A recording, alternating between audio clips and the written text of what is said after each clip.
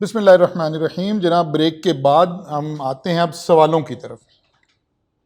Business income में दो तरह का सवाल आप जिसे समझ रहे हो, एक ऐसा सवाल जिसमें लॉसेस भी इनकॉर्पोरेट हो गए और एक ऐसा सवाल जो लॉसेस के बगैर चल रहा है। ठीक है ना।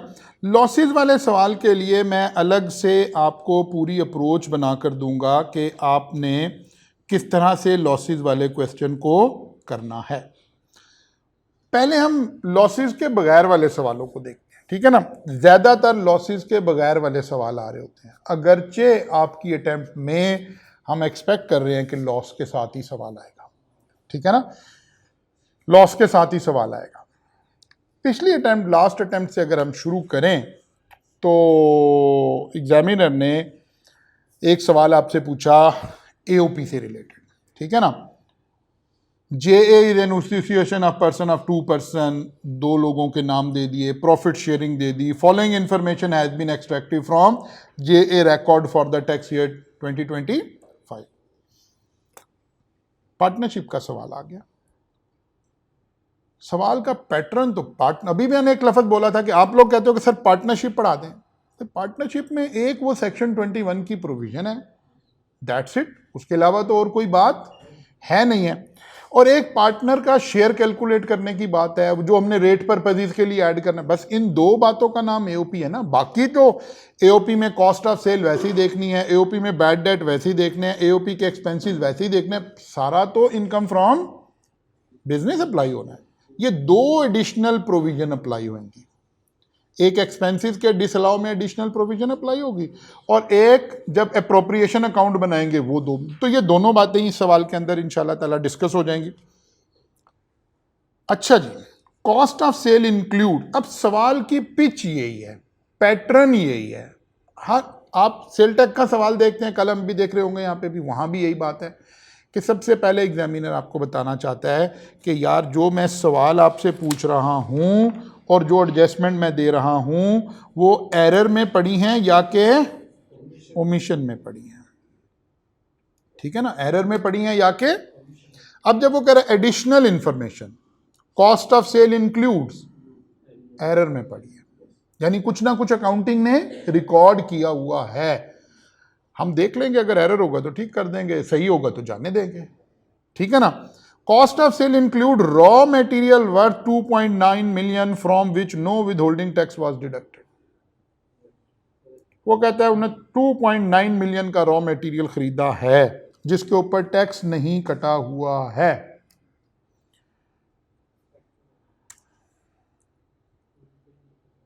ये वाली बात पूछ रहा है, ये वाली बात पूछ रहा है। Raw material and finish good वाली प्रोविजन पूछ रहा है। और कैलकुलेशन कैसे करनी है, जिस पर टैक्स नहीं कटा वो वर्सेस 20% ऑफ टोटल परचेजेस।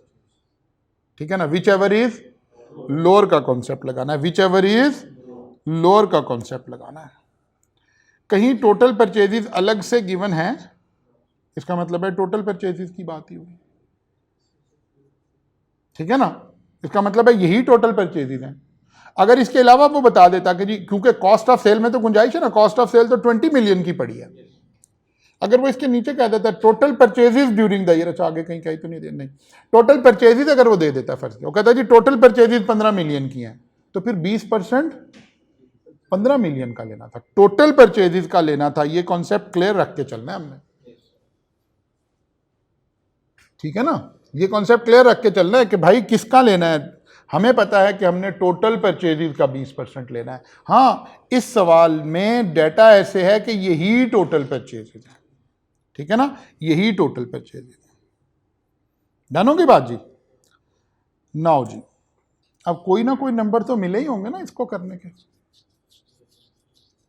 50 तक पहुंचने के रास्ते में कुछ तो फायदा हो गया।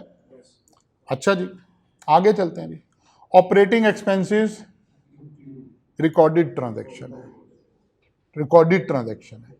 Salary of 1.14 paid to, Manzoor कौन है, पार्टनर।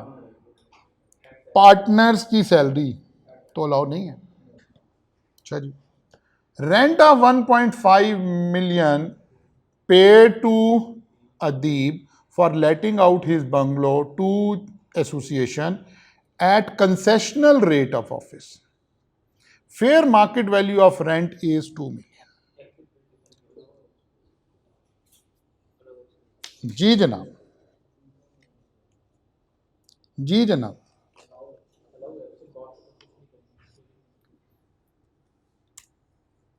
अब ना बच्चे सोचते हैं कि सर ना अपने मिजाज की वजह से चीज़ों को मुश्किल कर रहे हैं। यकीन जाने किसी किताब में आपकी ये एडजस्टमेंट लिखी हुई नहीं थी, हमने यहाँ लिखी हुई है कि यार ये 4 चीज़ें डिसअलाउ करनी है, इस तरह की चीज़ें डिसअलाउ नहीं करनी। जुमला तो आप लोगों ने यही सुन रखा है, पार्टनर को जो पे करें डिसअलाउ करते हैं। नहीं नहीं नहीं नहीं, और एग्जामिनर इसी बारीकी से चाहता है आप चेक करके आए। वो देखें उसने कहाँ से उठाया, उसने यही बात पूछी है। ऐसा नहीं है कि सिर्फ हम अपने मिजाज की वजह से आपको मुश्किल में डाल रहे हैं कि यार ऐसे पढ़ें ऐसे पढ़ें, हरगिज़ ऐसा नहीं है बेटा। रिक्वायरमेंट इसी बारीकी से पढ़ने की रिक्वायरमेंट है। डन होगी बात। इसका मतलब है भाई ये वाला उठा के डिसअलाउ नहीं कर देना, ये अलाउएबल एक्सपेंस है, इसमें कोई प्रॉब्लम नहीं है। अब एक्सपेंस कितना है, 15 लाख या 20 लाख जो एक्चुअल पे किया। कभी कभी एक्सपेंस को भी बढ़ा के लिखना कहा है ICAP ने, उसने FBR ने नहीं। फेयर मार्केट वैल्यू तो लगवाता है किस पे, रेवेन्यू पे। जरा तवज्जो रख लेनी है, इधर ही मौजूद हो ना कि कहीं चले चुले गए हो, इधर ही हो। अब आ जाओ जरा, जिसे कहते हैं ना नेड़े नेड़े आ जाओ। एक्सपेंस की दफा नहीं कहता, रेवेन्यू की दफा कहता है। अब मजे की बात है, ये ट्रांजैक्शन एक्सपेंस भी है रेवेन्यू भी है। AOP का एक्सपेंस है, कह रहा है 15 लाख पे लो। अदीब की इनकम है, कहेगा 20 लाख पे लो।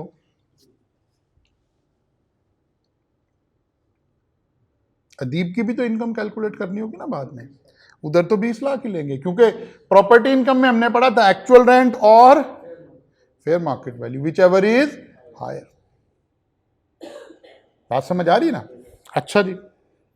Commission of 860 paid to Adeeb for acquiring sale order from customer. Commission allowed नहीं, कमीशन अलाउड नहीं है, कमीशन अलाउड नहीं है। देखिए उसने इस बात को किस डिटेल में जाके एक छोटे से सवाल में, जो AOP के पूछने वाली बातें थी उसने छोटे से सवाल में सारी पूछ ली है। Profit on debt, brokerage, commission, salary, remuneration, ये अलाउड नहीं है। इधर वाली बात भी पूछ ली है जो आपको किसी किताब में लिखी हुई नजर नहीं आ रही होगी। ये बात तो आपने सुनी ही नहीं होगी इससे पहले, अगर आप मेरे पास नहीं पढ़े हुए तो ये बात आपने सुनी नहीं होगी कि कोई चीज अलाउ भी होगी। बात समझ आ रही है? उसने पूरी दोनों तरफ के एस्पेक्ट पूछ लिए हैं। अदर इनकम खत्म होगी, ऑपरेटिंग एक्सपेंस की जितनी बातें थी उसने बता दी, ये 4 बातें रिकॉर्डेड थी। ठीक कर लेंगे भाई, एक की तो जरूरत ही नहीं है। Other income comprises a dividend. Dividend कौन सा, कल वाला लेक्चर, नेट ऑफ, इसका मतलब है dividend received from agri limited, a company whose income is exempt from tax. Company की इनकम एग्जाम, कंपनी से हमारा ताल्लुक नहीं है। ये तो हमने डिविडेंड रिसीव किया, हमारी इनकम की बात करें। एग्जाम्शन ट्रेवल नहीं करती, एग्जाम्शन ट्रेवल नहीं करती। कंपनी की इनकम एग्जाम्प्ट है तो जो लोग वहां जॉब कर रहे हैं उन्हें सैलरी पे टैक्स नहीं देना, देना है भाई। बात समझ आ रही है ना? अच्छा जी। अदर इंफॉर्मेशन, मंजूर sold 5000 share of listed company for 600 each on 30 September 2024. He acquired these shares in July 2022 for 500 each. Manzoor paid brokerage fee of 2 per share to the brokerage house. अब ICAP ने अपना सोल्यूशन गलत है, अब मैं क्या कर सकता हूं? ये हमें इग्नोर करना चाहिए, एक्चुअल कमीशन हमें इग्नोर करना चाहिए। 5% परचेज का 5%, 0.5% उसका वो लेना चाहिए, लेकिन ICAP ने अपने सोल्यूशन में 2 रुपये ही लिए हुआ। ठीक, हाँ ICAP में बैठ के ही कह रहे हैं कि ICAP का सोल्यूशन गलत है, कोई बात नहीं, अब है गलत तो क्या कर सकते हैं। डन होगी बात जी? हाँ, कोई गुंजाइश निकालनी है। ICAP कोई अगर मेरा इदारा है, मैंने सही साबित करना है तो मैं कहता हूँ, को कहता है ये ऑफ मार्केट ट्रांजैक्शन है, NCCPL की ट्रांजैक्शन नहीं है, तो ठीक तो साबित कर देंगे ना, जात के तो चार्टर्ड अकाउंटेंट हैं, ठीक है ना, उसे सही तो साबित कर लेंगे अगर करना होगा तो। डन होगी बात जी? Adeeb, gain of 300,000 from sale of painting to an art. Gain ही दिया हुआ उसने पहले ही, बस कैपिटल गेन आ गया। गेन है, लॉस होता तो नॉन रिकॉग्निशन का रूल लग जाना था। पूछ क्या रहा है एक उसने 11 नंबर का एक छोटा सवाल बनाया। Under the provision of income tax ordinance 2001 and rule made there under compute total income and taxable income of JA यानी एओपी की इनकम। एओपी का एक कॉन्सेप्ट एओपी पे लगता है, एओपी का दूसरा कॉन्सेप्ट लगता है जब आप पार्टनर की इनकम पूछें, वो उसके लिए उसने क्या कह दिया, compute total income taxable income of मंजूर एंड अदीब, यानी पार्टनरशिप का उसने फुल फ्लेज पूछ लिया सारा कुछ। ऊपर वाले पार्ट में वो सिर्फ यही, बाकी सारे पार्ट उसने बेसिक लेवल पे पूछे हुए आपसे। वो एक ही बात पूछना चेक करना चाह रहा था कि आपने कहीं ये जुमला तो नहीं सुन के पार्टनर को जो पे करेंगे ऐड बैक कर, इसी वजह से उसने इसको बनाया, ठीक है ना। नहीं जो पे नहीं करेंगे वहां लिखा हुआ है profit on debt, brokerage, commission, salary, remuneration. ठीक होगी बात। अब आसान सी कहानी है, कोई ज्यादा लंबा चौड़ा मसला, लेकिन 26% सिर्फ बच्चे पास हुए। न्यूमेरिक में नॉर्मली बच्चे, कल आप देख रहे थे ना सैलरी में 72-75% तक बच्चे पास हो रहे थे। क्यों 26% बच्चे पास हुए? बच्चे यही सुन के गए हुए थे कि पार्टनर को जो भी पे करते हैं। समझ आ रही ना? तो जरा हमेशा लॉ तदब्बुर से पढ़ना है, समझ से पढ़ना है, देख के पढ़ना है। फिर लॉ से जरा प्यार से पढ़ने वाला सब्जेक्ट है। अच्छा जी, ये आ जाए जी वर्किंग नोट हम बना लेते हैं एओपी का। ये आ गया जी, नहीं चले एओपी का वर्किंग है ही कुछ नहीं। प्रॉफिट बिफोर टैक्स से शुरू कर लिया, परचेजेस का 20% डिसअलाउ कर दिया, ऐड बैक कर दिया, क्योंकि यही टोटल परचेजेस थी, वो कंपेयर करने की जरूरत पड़ी नहीं है। सैलरी टू मंजूर डिसअलाउ कर दिया। Office rent paid to Adeeb already allowed है, उसने 15 लाख ही लिया हुआ है। हाँ, यहां ये हो सकता था कि वो कहता कि हमने 20 लाख पे बुक कर लिया है, दिया 15 है, फिर 5 लाख की रेक्टिफिकेशन हो रही होती, ठीक है ना। उस इंग्लिश को बार बार पढ़ना सीखना है, बार बार पढ़ना सीखना है आपने भाई। उस इंग्लिश को बार बार पढ़ना सीखना है जहां से आपको पता चले करंटली क्या हो गया है। बात समझ आ रही कि नहीं? फिर देखिए पढ़ना कैसे है, पीछे से जुमला पढ़ के आते हैं जब आपको ना समझ आ रहा हो। Operating expenses include rent of 1.5 million paid to अजीब एट, यहां खत्म हो गई बात। 15 लाख हमने रिकॉर्ड किया हुआ है, वो तो अगला डिस्क्लोजर है, ये रिकॉर्ड नहीं किया हुआ। ये बात समझ आई है? अच्छा जी, चलिए जी, 15 लाख क्या कर दिया हमने, ऑलरेडी माइनस हुआ होता। Commission paid to add back कर दिया। डिविडेंड, अब देखना डिविडेंड लिखा कहां हुआ है। फिर वही बात, मैं सुबह से आपको यही समझाने की कोशिश कर रहा हूं, सुबह से यही बात समझा रहा हूं कि पहले देखना है कि बात लिखी हुई कैसे है। डिविडेंड को देखें क्या लिखा हुआ है। अदर इनकम यानी अदर इनकम इंक्लूड्स, डिविडेंड यहां पड़ा है, ठीक है ना। डिविडेंड है कितना, उधर से पीछे से पता चलेगा। ये कौन सी अमाउंट है, कौन सी अमाउंट है डिविडेंड, कौन सी अमाउंट है, रिसीव्ड वाली। साथ ही उसने कहा है कि इसका क्या है, exempt from, whose income is exempt from tax. चलिए बात सुनो। अच्छा जी, टोटल इनकम आ गई, नहीं सुने जरा, बात गलत बोल दी तुमने, फिर सुनो, अभी तो बोला था मैंने। एग्जेम्पशन एंटिटी को होती है, Shaukat Khanum is exempt from tax. जब मैं शौकत खानम को ऑडिट करूंगा तो मेरे पे टैक्स लगेगा कि नहीं लगेगा? वो मेरी तो इनकम है ना। जो शौकत खानम के डॉक्टर हैं वो सैलरी पे टैक्स नहीं पे करेंगे? करेंगे। शौकत खानम की इनकम एग्जेम्प्ट है,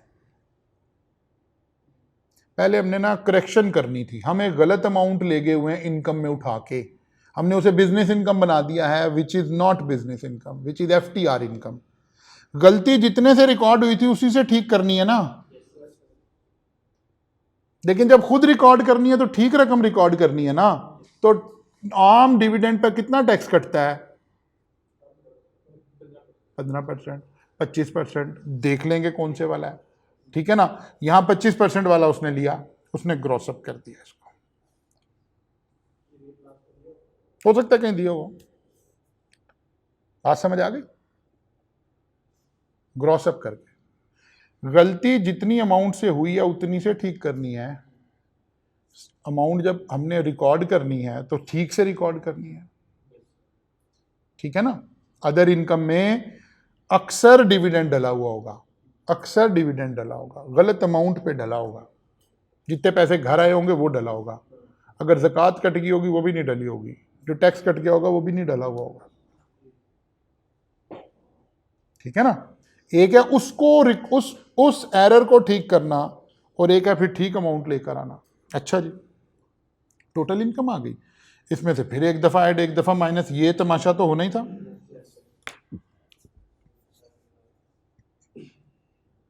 कहानी समझ आई? डिविडेंड की इस ट्रांजैक्शन के 3 इंपैक्ट आ गए। एक दफा जो रिकॉर्ड गलत हुआ था, अकाउंटिंग इफेक्ट नलीफाई किया, फिर टैक्स इफेक्ट में FTR को हम एक दफा ऐड करते हैं एक दफा माइनस करते हैं, क्योंकि पहले टोटल इनकम का हिस्सा बनाते हैं, फिर टैक्सेबल इनकम में से उसको निकाल देते हैं, क्योंकि टैक्सेबल इनकम हुआ जिसके ऊपर हमने शेड्यूल का रेट लगा के टैक्स कैलकुलेट करना। डन होगी बात? चलिए, उसने इसका टैक्स मांगा ही नहीं है, उसने कहा इसकी टैक्सेबल इनकम बता दें। फिर वो चला गया किसकी तरफ जी? पार्टनर की तरफ आ गया, मंजूर की तरफ आ गया। मंजूर ने एक क्या किया हुआ है? एक बैंक गेन ऑन शेयर, ठीक है ना। 600 रुपए के बेचे थे, 500 के लिए थे, 5000 शेयर थे, इस पे ब्रोकरेज यहां इसने डाल दिया। आपको चाहिए 600 प्लस 500 मल्टीप्लाइड बाय 0.5 कर दें, और नीचे लिखा है कि इट इज एज्यूम्ड डेट कि ट्रांजैक्शन NCCPL की है, और अगर इसे ठीक करना है तो नीचे लिख दें कि NCCPL की ट्रांजैक्शन नहीं है। लेकिन यहां तो ICAP ने तो इसे गलती किया हुआ है ना, उसने इसे SBI में भी लिया हुआ है, अगर नहीं लेनी तो फिर NTR में भी तो जानी चाहिए थी। बात समझ आई है ना, ये फिर भी नहीं जस्टिफाई होगी। आपने इसकी जगह क्या लेना है? 600 प्लस 500 का 0.5%, कितना बनता है ये? 5.5। तो 10 रुपए की बजाय फिर आप 5.5 जो भी आंसर है मल्टीप्लाइड बाय 5000 भी कर लेना। डन होगी ना बात ये तो। अच्छा जी, total and taxable income, capital gain आ गया 490 रुपए का, वो ऊपर ले गए मंजूर के लिए। मंजूर की कोई और इनकम है? कोई और इनकम नहीं है, ये इनकम है, ये SBI की इनकम है। मंजूर को तवज्जो रखें, अगर पार्टनर की, तवज्जो कर ले, अगर पार्टनर की अपनी इनकम में कोई NTR की इनकम हो, फिर पार्टनर उधर का प्रॉफिट अपनी इनकम में ऐड करता है रेट पर्पसेस के लिए, ठीक है। और अगर पार्टनर की कोई और इनकम है ही नहीं, छुट्टी, या इनकम है एग्जेम्प्ट है, छुट्टी, या इनकम है SBI FTR वाली है, छुट्टी, NTR वाली कोई इनकम है तो ऐड करना है, ठीक है ना। अब आपके जहन में कहीं ये सवाल आ जाए कि सर पार्टनर ने सैलरी भी तो ली हुई थी, तो सैलरी इनकम नहीं, नहीं नहीं नहीं, ये सैलरी नहीं, सैलरी इसकी उधर ही ट्रीट हो रही है, ठीक है ना। उधर हमने डिसअलाउ करके उस सैलरी पे टैक्स ले लेना है AOP से, ठीक है ना। डिसअलाउ करके AOP से टैक्स ले लिया है। फर्ज किया ये दोनों पार्टनर होते हैं, इनकी कोई और इनकम नहीं है, इन्हें कुछ नहीं करना, बस AOP ने जो टैक्स पे किया वही टैक्स है, खत्म बात। 2 दफा थोड़े टैक्स ले लेना, क्योंकि AOP में हम इन्हें लिमिटेड लाइबिलिटी का फायदा तो दे नहीं रहे। डन। उसने ऐसा तकड़ा सवाल बनाया, ये ICAP के एग्जामिनर का खासा है कि उसने एक छोटा सा सवाल बनाया, उसने सारी चीजें टॉप रेटेड चेक कर दी उठा के, उसने दूसरा पार्टनर उठाया, मंजूर की कहानी खत्म हुई। आ जाए जनाब अदीब की, इनकम फ्रॉम प्रॉपर्टी, एनटीआर वाली इनकम आ गई। अब एनटीआर कैपिटल गेन इसका भी आ रहा है, शेयर ऑफ प्रॉफिट इसमें लेना पड़ गया क्योंकि एनटीआर वाली इनकम आ रही है इसकी। अब जरा गौर करें, पहले इसकी देखकर प्रॉपर्टी इनकम, इधर देखिए 2 मिलियन लिया, इसके ऊपर और तो कुछ नहीं गिवन, रिपेयर तो देने की जरूरत नहीं होती, ठीक हो गया। Capital gain, gain on sale of painting, NTR वाला कैपिटल गेन दिया। वो जो आप कहते हो ना सर आप ही 360 की बातें करते रहते, नहीं नहीं नहीं नहीं, क्या ये सवाल 360 का नहीं है? उसने हर चीजें कंपैरिजन में इधर से पूछ, उधर से पूछ, उधर से पूछ, उधर से पूछ, उसने इसी को 11 नंबर में उसने सारा काम पूरा कर दिया। उसने इधर एनटीआर वाला उठाया है, डन होगी बात जी। टोटल टैक्सेबल इनकम दोनों को इकट्ठा कर लें, computation of share from AOP. अब शेयर फ्रॉम एओपी इसके लिए जरूरी है क्योंकि एनटीआर की इनकम आ गई ना। अब ये वो दूसरी कैलकुलेशन है, बस ये 2 ही कैलकुलेशन है ना एओपी में, तीसरी तो बात ही कोई एग्जिस्ट नहीं करती। तीसरा तो सारा एओपी बिजनेस है। अभी वो उसने दिखा दिया कि जी 20% वो टैक्स नहीं कटा हुआ, यहां काउंटिंग डेप्रिसिएशन दे देता, यहां कोई एसेट लीज पे ले लेते, यहां कोई वो सारी बिजनेस की जो सुबह से हम तकरीर कर रहे हैं वो सारी इसके अंदर शामिल है ना। यहां बैड डेट की बात आ जाए तो एओपी के बैड डेट कैसे करते हैं, ये तो कोई कॉन्सेप्ट नहीं। एओपी डेप्रिसिएशन कैसे लेते हैं, तो कोई कॉन्सेप्ट नहीं है। Partly for business, partly for non business, कोई कॉन्सेप्ट नहीं। तो बिजनेस का कॉन्सेप्ट है, एओपी भी बिजनेस है। एओपी पे 2 ही कॉन्सेप्ट है। कौन सी चीजें एओपी में डिसअलाउ करनी है तो मैंने आपको क्लियरली बता दी, ठीक है ना। कौन सी चीजें एओपी में डिसअलाउ करनी है, कौन सी चीजें डिसअलाउ करनी है, वो हमारे पास ये लिस्ट बनी पड़ी है। कौन सी नहीं करनी है वो भी हमने समझ लिया, ठीक है ना। दूसरी एओपी की ट्रांजैक्शन क्या है, अगर किसी पार्टनर की एनटीआर की इनकम है तो उसकी इनकम में हमने एओपी का शेयर एक दफा ऐड करना है। कितना ऐड करना है, उसकी रिकंसिलिएशन बनाना। क्या करते हैं, जितने पार्टनर है उतने कॉलम बना लेते हैं और जो जो चीजें डिसअलाउ करके आए हैं ना पहले वो लिखते हैं। सैलरी मंजूर की थी, अदीब की नहीं थी। कमीशन अदीब का था, मंजूर का नहीं था, ठीक है, ये लिख लिया। ये कितनी अमाउंट आ गई, 1140 एक आ गई, 860 दूसरी आ गई। टोटल प्रॉफिट था 9580 का, 9580 का। ये कहां से आया,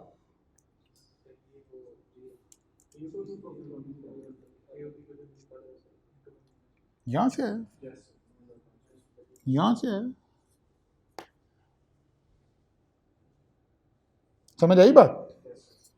क्या करूं, ये जो प्रॉफिट है ये मैंने यहां पोस्ट किया, तवज्जो करें, और ये फिगर बैलेंसिंग में निकाली,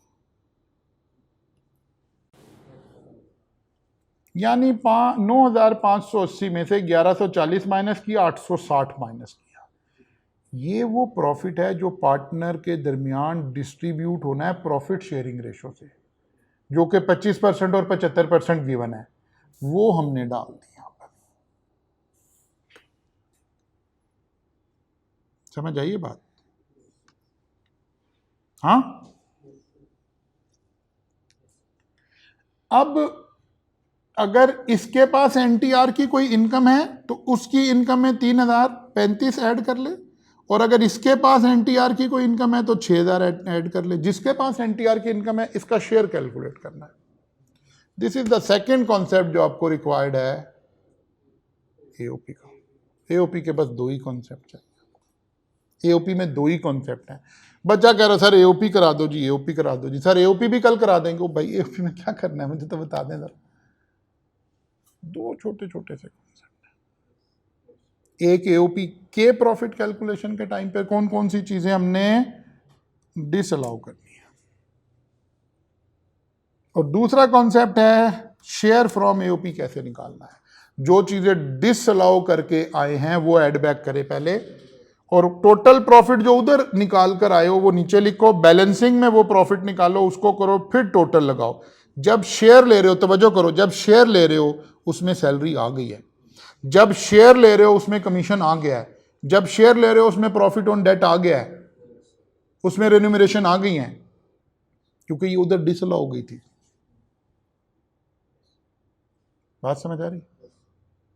इसके ऊपर टैक्स ऑलरेडी एओपी पे कर चुकी है।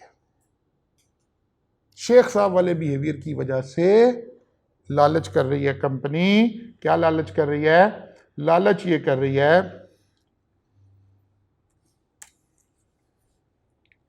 वो कहते हैं भाई इसकी इनकम फ्रॉम प्रॉपर्टी आई, इसने एक कैपिटल गेन कमाया, इसने शेयर कमाया कहां से?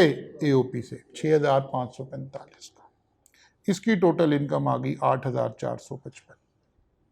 इस पर टैक्स निकालो। निकाल देते हैं भाई। कितना टैक्स आ गया? 2800। इतना टैक्स देना है? नहीं, इतना नहीं देना, वो तो वरना तो 2 दफा टैक्स लग गया।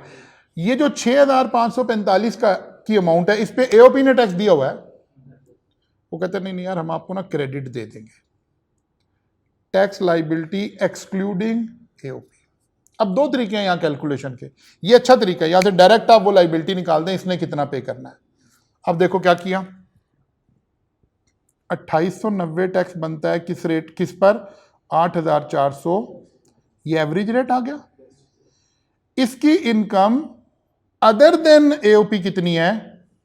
इन दो का टोटल 900, 1900।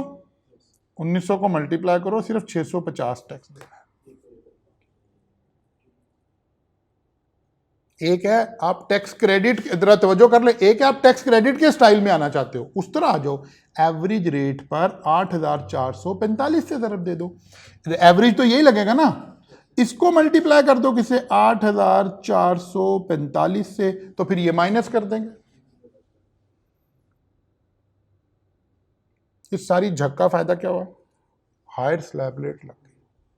इसे कहते हैं फॉर रेट पर्पसेस ऐड करना।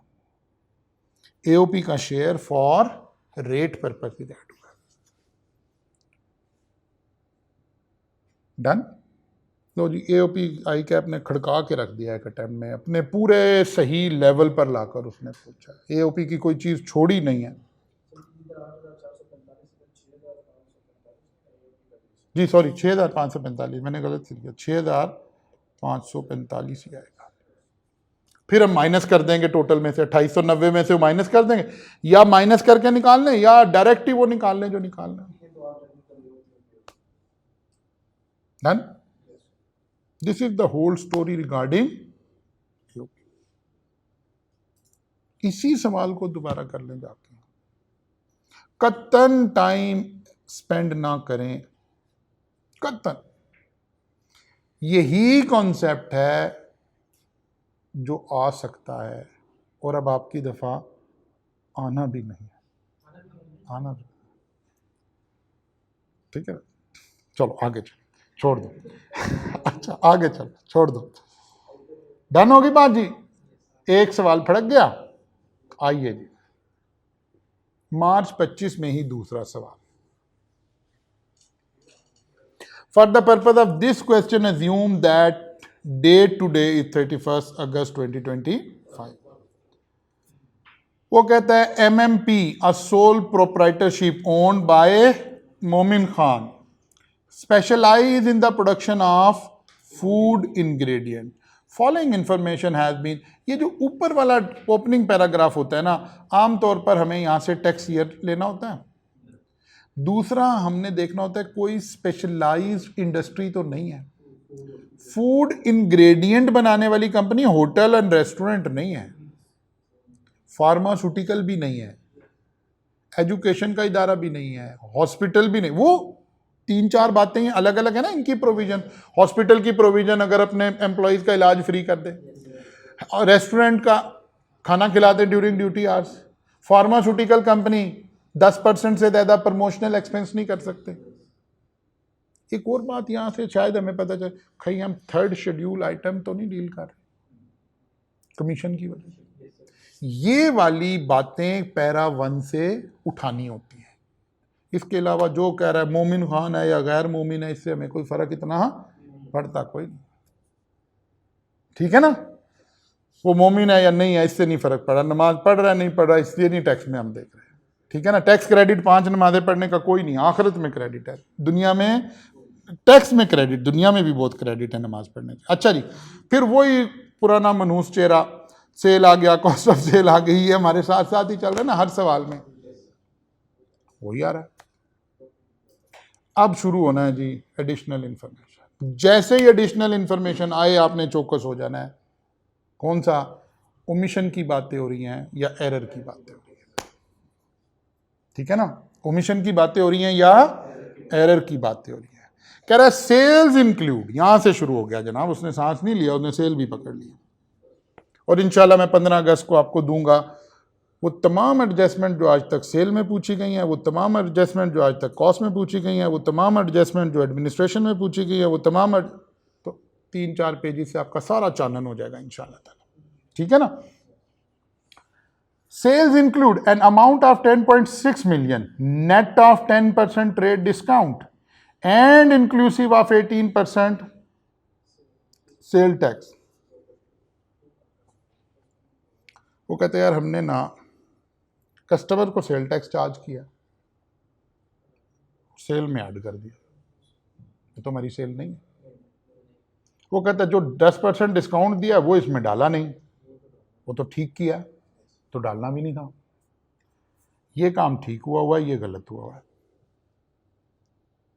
अब मसला ये है, पहले पता चले कितना सेल टैक्स, इसका 18% ले लें, इसको 1.18 से डिवाइड करें। पहले वो सेल टैक्स में पड़ा था ना, वैल्यू एक्सक्लूसिव सेल टैक्स निकालने की, करें डिवाइड इसको। 10.62 divided by 1.18 value exclusive sale tax आ गई है। इसके ऊपर 18% ले, कितना आ गया?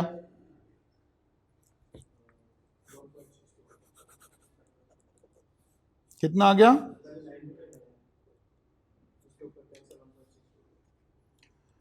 अच्छा जी, चले आगे चलते हैं, पहले मैं इसको दिखा लूं आपको।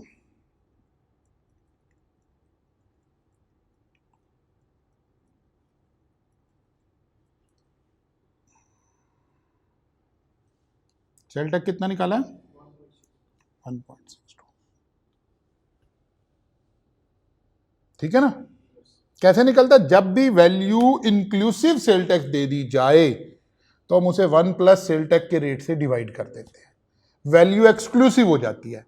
इसके ऊपर 18% लगा था जो कि गलती से चार्ज हो गया था, ठीक है ना। 10.62 डिवाइडेड बाय 1.18 क्या बन गया? Value exclusive of sale tax. अब इसके ऊपर 18% सेल टैक्स है जो कि सेल में चला गया, जो कि गलत हो गया, सेल में चला गया, इनकम में ऐड हो गया, तो सब ट्रैक करेंगे तो ठीक होगा ना। कहता है ट्रेड डिस्काउंट, हमने डिस्क्लोजर दे दिया, क्या इतने भी पागल नहीं जितने तुमने समझा हुआ, ठीक है ना। वो किसी गूंगी लड़की को किसी ने प्रपोज कर दिया ना, ठीक है ना, तो उसने लिख के जवाब दिया कि गूंगी या अन्नी नहीं, ठीक है ना। तो ये बता ले हमने उसे कि भाई ऐसे नहीं है जैसे तुम सोच रहे हो। अच्छा जी, पहली ट्रांजैक्शन की कोई कहानी समझ आई है कि नहीं? ओके, यही कहानी समझ आई है। ओके जी, पहली ट्रांजैक्शन ठीक हो गई जी। अच्छा जी, आगे चलते हैं। जबरदस्त, क्या बात है, इस एग्जामिनर को सल्यूट करने को दिल करता है जिसने लास्ट पेपर बनाया है, आपका नहीं टीचरों का, तुम्हारा गोली मारने को दिल करता है, ठीक है। आइए जरा, चल क्या रहा है, जुमला क्या चल रहा है? सेल्स इंक्लूड, ठीक है ना। जुमला क्या चल रहा है? Sales include. Sales include 1.925 million received as a compensation from an insurance company on 15th April 2025 for severe damage of machinery imported from China on 1st April 2025 costing 2.1 million। यहां के सांस लिया हमने, क्या हुआ है जी? नहीं नहीं नहीं, पहले यहां तक पढ़ो ना, क्या हुआ, वो आगे नहीं पढ़ा, यहां जहां रुक गया वहां।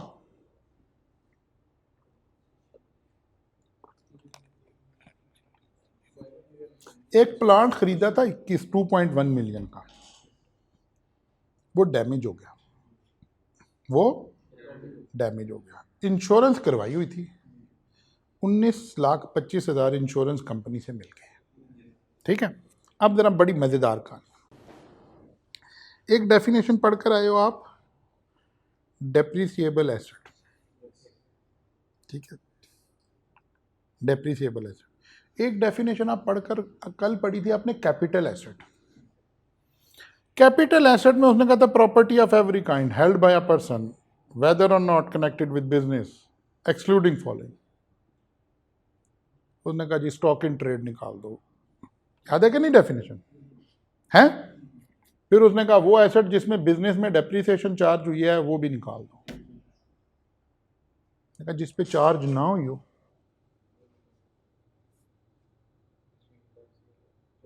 निकाली चार्ज वाली है ना, जिस पे डेप्रिसिएशन चार्ज हो गई वो कैपिटल एसेट से निकल गया, बिजनेस एसेट बन गया, उसका gain on disposal business income है। लेकिन ये तो चाइना से भी इंपोर्ट किया है, अभी तो डेप्रिसिएशन चार्ज ही नहीं थी।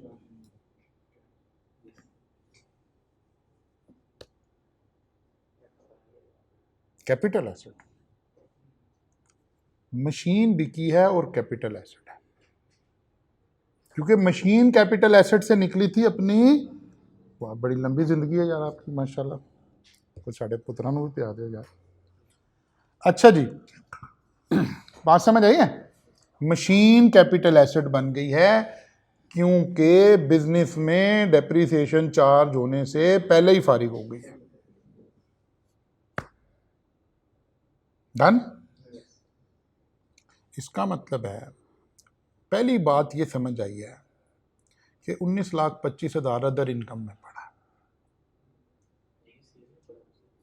सॉरी सेल में पड़ा, तो सेल से निकालें इसे, सेल से निकालें इसे। अच्छा आगे, अब पहले फिक्र हमने जहां सांस लिया उससे आगे चलते हैं।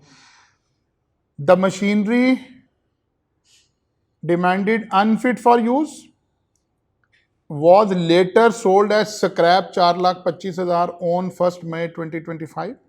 The loss of 16,75,000 from the sale of machinery and cost of 42,000 incurred for lodging the insurance claim have been included in administration. अब जरा गौर करना, वो कह रहा है 16,75,000 का जो लॉस है ना और 42,000 का जो एक्सपेंस हुआ है ये हमने एडमिन एंड सेलिंग एक्सपेंस में डाल दिया, ये भी इंक्लूड वाली कैटेगरी में चला गया।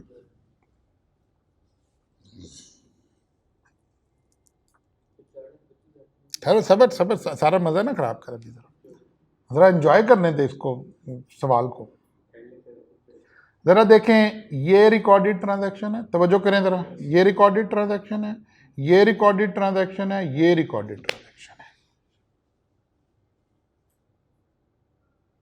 ना 21 लाख रिकॉर्ड हुआ है, ना 4,25,000 रिकॉर्ड हुआ है। ये ओमिशन की ट्रांजैक्शन है, ये एरर की ट्रांजैक्शन। शर्ट दे, जब नहीं बताया तो हमेशा ओमिशन की ट्रांजैक्शन है। वो सांस लेना सिखा तो रहा हूँ सुबह का, मैंने जाके वहाँ सांस लिया, रेड लाइन लगाई, जहाँ उसने कॉमा लगाया लफ्ज इंक्लूड वहाँ खत्म हो गया। अब दोबारा कोई चीज इंक्लूड बताएगा तो चलेगी, अदरवाइज नहीं चलेगी। दोबारा फिर बता दिया उसने, दरमियान में नहीं बताया। मैं कहता हूँ कि सल्यूट करने को दिल करता है एग्जामिनर का, आपका गोली मारने को दिल करता है। अब जिस बंदे ने ये सीखा ही नहीं है कि ओमिशन कैसे देखनी है, रिकॉर्डेड ट्रांजैक्शन कौन सी है, वो पढ़ा रहा है सेक्शन 21 पढ़ लो, 22 पढ़ लो, 23 पढ़ लो। 21, 22, 23 से मसला हल होता है, ये तो नहीं हल होता है 21, 22, 23 से। सेक्शन याद किए जाओ जितने मर्जी करने हैं भाई, वो तो जिक्र ही नहीं है उसका, तो जहां से काम चल रहा है। समझ आई?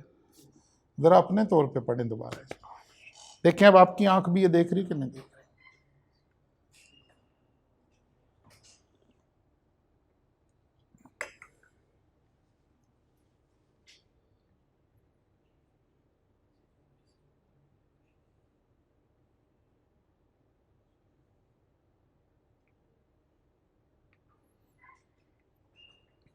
पिछले जुमले को ध्यान में रखें, आपके पास तो पेपर है ना, वहां लिखा हुआ नजर ही आ रहा है।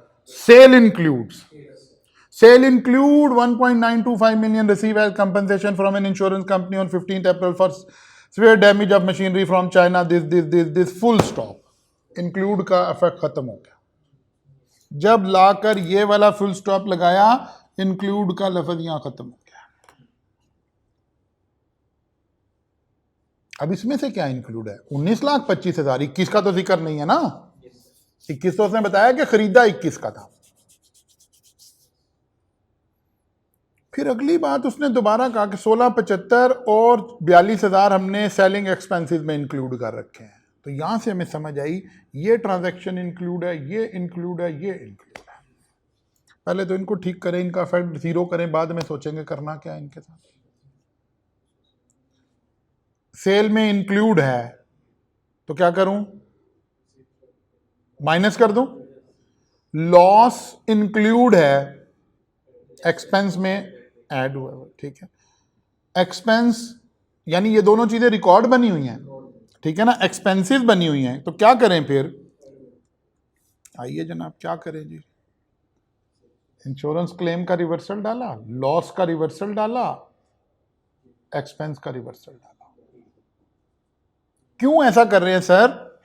क्योंकि इंक्लूड वाली ट्रांजैक्शन आई खड़ी है, इंक्लूड वाली ट्रांजैक्शन आई खड़ी है।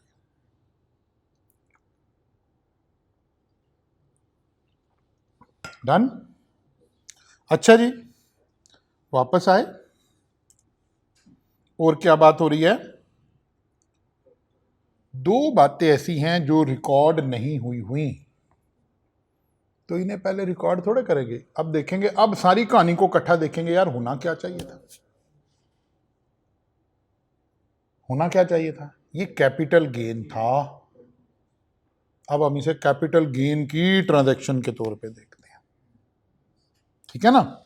अब इसे कैपिटल गेन की ट्रांजैक्शन के तौर पर देखते हैं। जी, अच्छा सवाल, हमेशा इसी को कहते हैं। अभी देखते हैं, प्रिडिक्शन नहीं करते, ठीक है ना। अच्छा जी, पहली बात,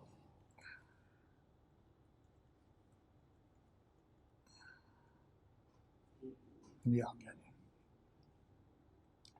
इंश्योरेंस क्लेम कितना मिला है? जब गेन कैलकुलेट करना हो तो जो पैसे आए हैं इकट्ठे कर लेते हैं। एक इंश्योरेंस क्लेम से आए हैं, प्लस स्क्रैप भी हमने बेचा है। अल्टीमेटली हमारी जो मशीन थी वो 2350 की बिक गई है। इस मशीन पर खर्चा कितना आया? 21 लाख का खरीदा था, 42,000 वो वाला खर्चा आया। इसका मतलब है हमें 208 का कैपिटल गेन अराइज हो गया।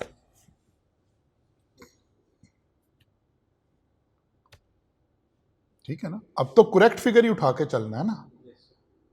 कैपिटल गेन की यहां तो एडजस्टमेंट नहीं चाहिए। यहां जो चीजें आई हुई थी उसका इफेक्ट हम निकाल चुके हैं, उसका इफेक्ट हम निकाल चुके हैं, ठीक है ना। तो यहां जो हमारे पास आ रहा है, यहां इसकी चीजें हमें कोई एडजस्ट करने की जरूरत पेश नहीं आ रही। देखिए बाकी अब इनमें से कोई चीज यहां नजर नहीं आ रही, क्योंकि इसके ये 3 इफेक्ट आने थे, हमने तीनों को ठीक कर लिया।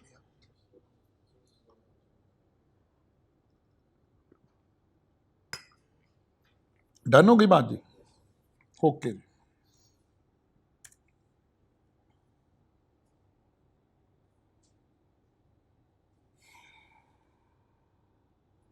आगे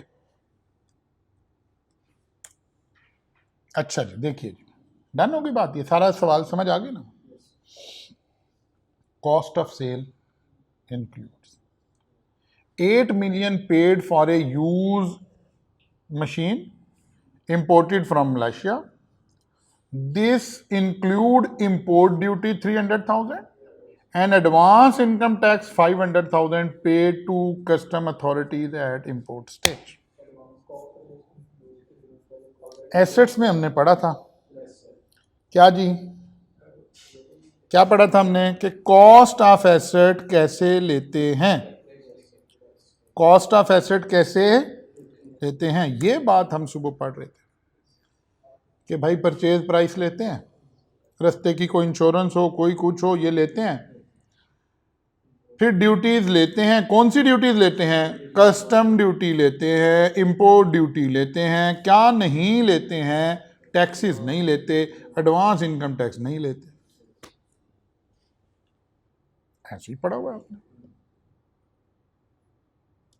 अगर हमारे साथ पढ़ा हुआ तो फिर तो ऐसे ही पढ़ा हुआ, वरना ये चीजें अलग अलग पड़ी हैं। अब इन्हें कंसोलिडेट करने की जरूरत है ताकि आप इस तरह के सवालों में इसे हैंडल कर सकते हो। 8 मिलियन में सारा कुछ शामिल है, कुछ सही और कुछ गलत। 3 लाख तो ठीक शामिल है अगर है तो, 5 लाख शामिल गलत हो गया। इसका मतलब है 5 लाख को, अब जरा, अच्छा अब वापस है, अब वापस है। पहली बात, सेल इंक्लूड, आपने तो कैपिटल को एक्सपेंस आउट कर दिया, ये वाली ट्रांजैक्शन भी साथ है, एक्सपेंस्ड आउट, कैपिटल एक्सपेंस्ड आउट। सबसे तो पहले तो जो एक्सपेंस आपने कर दिया गलत फिगर से, उसे गलत का ही रिवर्सल डाले ना। एक रिवर्सल तो 8 मिलियन का गलत डलना है, गलती को रेक्टिफाई करना है, डिसअलाउ द एक्सपेंस। वो एक्सपेंस खुद गलत है, वो एक अलग कहानी है। ठीक है ना? बात समझ आ रही कि नहीं आ रही? पढ़ें इधर आप, क्या कह रहा है? Cost of sale include 8 million, machine को एक्सपेंस आउट कर दिया, मशीन की कॉस्ट भी गलत निकली हुई है, 8 मिलियन की रिवर्सल डालें। अब हमने मशीन को कैपिटलाइज करना है सही कॉस्ट पर, और फिर उसकी डेप्रिसिएशन लेकर चलेंगे। जब सही पर करने लगेंगे उस वक्त हम 5 लाख बीच में से माइनस कर लेंगे। मशीन पुरानी तो नहीं है, नहीं, आपको जुमला बोलना चाहिए था, सर हो भी तो कोई फर्क नहीं पड़ रहा, इंपोर्टेड है, ताकि कॉन्सेप्ट अपनी जगह इंटैक्ट रहे। इसका मतलब है इनिशियल अलाउंस भी ले लेंगे, डन होगी ना? तो मशीन किसे कहते हैं? नहीं, प्लांट एंड मशीनरी का मतलब एक ही बात है। Machine means plant and machinery. Plant and machinery means दोनों चीजें उसमें शामिल हैं, और प्लांट को ही प्लांट एंड मशीनरी बोलते हैं। Accounting depreciation of 18 million, tax depreciation for the tax year, उसने अकाउंटिंग भी दे दी और टैक्स भी दे दी। लेकिन एक मजेदारी बात की है, आंखें बंद करके डिसलाओ, आंखें बंद करके अलाओ, लेकिन कह रहा है ऊपर वाली ट्रांजैक्शन नहीं मैंने शामिल की पुत्र, वो खुद कैलकुलेट करके ले आओ।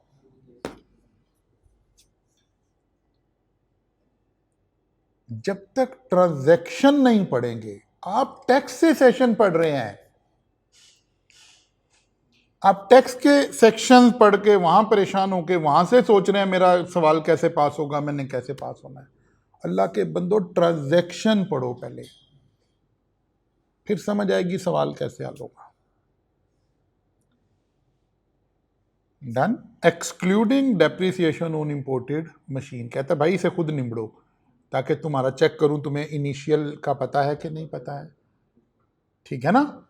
इसकी निकाल लेंगे, बाकी दो की सीधी सीधी ट्रांजैक्शन है, कोई लंबा चौड़ा फड्डा नहीं डाला उसने। Administrative and selling expenses include sale commission of 325,000 paid to a marketing agent via bearer cheque. Commission सुनते ही ना हमारे कान खड़े हो गए हैं,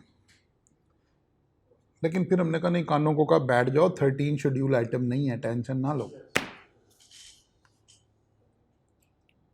वो जो कान आपके खड़े हुए थे ना कमीशन सुनते ही, वो 13 शेड्यूल की बात थी। बाकी जितना मर्जी पे करते कोई टेंशन नहीं है, लेकिन क्रॉस चेक से तो पे करना है ना। तो कहता है बेरर चेक, उसने चेक लगा के साथ बीला लगा दिया, बेरर चेक। वो बेरर चेक तो कैश ही होता है, कैश में पेमेंट कर दे, तो डिसलॉ कर दे। समझ आइए बात? अच्छा जी, administrative and selling expenses include security deposit of 4,60,000 paid to KE electric for new connection. Security deposit is not expense, आपने उठा के एक्सपेंस आउट कर दिया, ये तो एसेट है आपका, तो डिसअलाउ कर देते हैं भाई, और कुछ और करने की जरूरत नहीं है, बस सिंपली डिसअलाउ कर देते हैं। ठीक हो गई बात। और आगे चले, insurance premium 395,000 paid for health insurance of मोमिन खान, हेल्थ इंश्योरेंस ऑफ मोमिन खान, पर्सनल एक्सपेंस, डिसअलाउ कर देते हैं। Financial charges includes interest of 600,000 on a 5 million bank loan obtained on 1st July 2024 at an annual interest rate of, यहां सांस लिया उसने जाके, 6 लाख इंटरेस्ट में डला हुआ है, अभी कुछ नहीं पता चला कि सही डला है या, वो कहता है वो जो 5 मिलियन का लोन लिया ना 50 लाख का, 4 million was use to purchase a plot of land in Karachi for leasing purposes and 1 million was use to buy a car for Momin Khan's wife. फिर बिजनेस एक्सपेंस नहीं है, फिर बिजनेस एक्सपेंस नहीं है। और अब दूसरी बात, वो जो प्लॉट किराए पे देना है, is that a business income? It's a property income. Head of income उसका रेक्टिफाई करना पड़ेगा। इसका मतलब ये हुआ, ये सारा ही खर्चा जो 6 लाख डला है, ये बिजनेस एक्सपेंस तो नहीं है। पहली ट्रांजैक्शन तो 6 लाख का रिवर्सल डालते हैं ना भाई, बिजनेस का तो खर्चा नहीं है, या इनकम फ्रॉम बिजनेस का तो खर्चा नहीं है, इनकम फ्रॉम प्रॉपर्टी का हो सकता है तो, लेकिन उसको तो इनकम फ्रॉम प्रॉपर्टी में रिपोर्ट करेंगे। Owner of the land and building का रेंट कहां जाता है? तो फिर मेरी तरफ गौर गौर करके क्यों देख रहे हो गुस्से से? वहीं मैं भी लेके जा रहा हूं भाई, वहीं लेके जा रहा हूं, मैं कहां लेके जा रहा हूं? तो बिजनेस जो हम कर रहे हैं फूड इंग्रेडिएंट का, उसका तो खर्चा नहीं है ना, इनकम फ्रॉम प्रॉपर्टी का उधर ले जाएंगे, उधर से थोड़ा निकाल रहे हैं। फिलहाल इतनी बात समझ आई है कि 6 लाख तो फारग हो गया, यहां से 6 लाख को तो निकालें, ठीक है ना। आगे क्या करना है, फिर ठीक हेड में ठीक अमाउंट ले जाएंगे, खाली एरर 6 लाख का हुआ है उसको तो ठीक कर लें। अच्छा जी,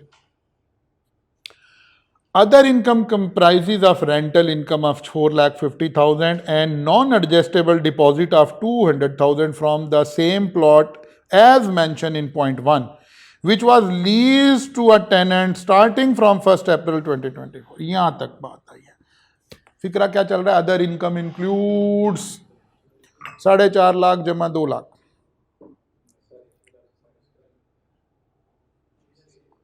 $6.5 लाख की इनकम हमने फ्रॉम बिजनेस रख दी है, जो कि इनकम फ्रॉम, मैं नहीं कह रहा इनकम फ्रॉम, तुम लोग कह रहे हो, मैं नहीं कह रहा। लैंड और सब तो लो, ये बात ठीक है, 6.5 लाख इनकम फ्रॉम बिजनेस नहीं है, ये फिक्रा ठीक था तुम्हारा। तुम कह रहे हो 6.5 लाख इनकम फ्रॉम प्रॉपर्टी है, ये ठीक नहीं है। 4.5 लाख इनकम फ्रॉम प्रॉपर्टी है, 2 लाख तो लैंड के अगेंस्ट एडवांस लिया, ये तो इनकम में नहीं जाना ना। कुर्बान जाए इस एग्जामिनर के पास जो आपको बार बार बता रहा है कि जो मुल्क में बंदा 360 के नारे लगा रहा है ना, वो सही लगा रहा है।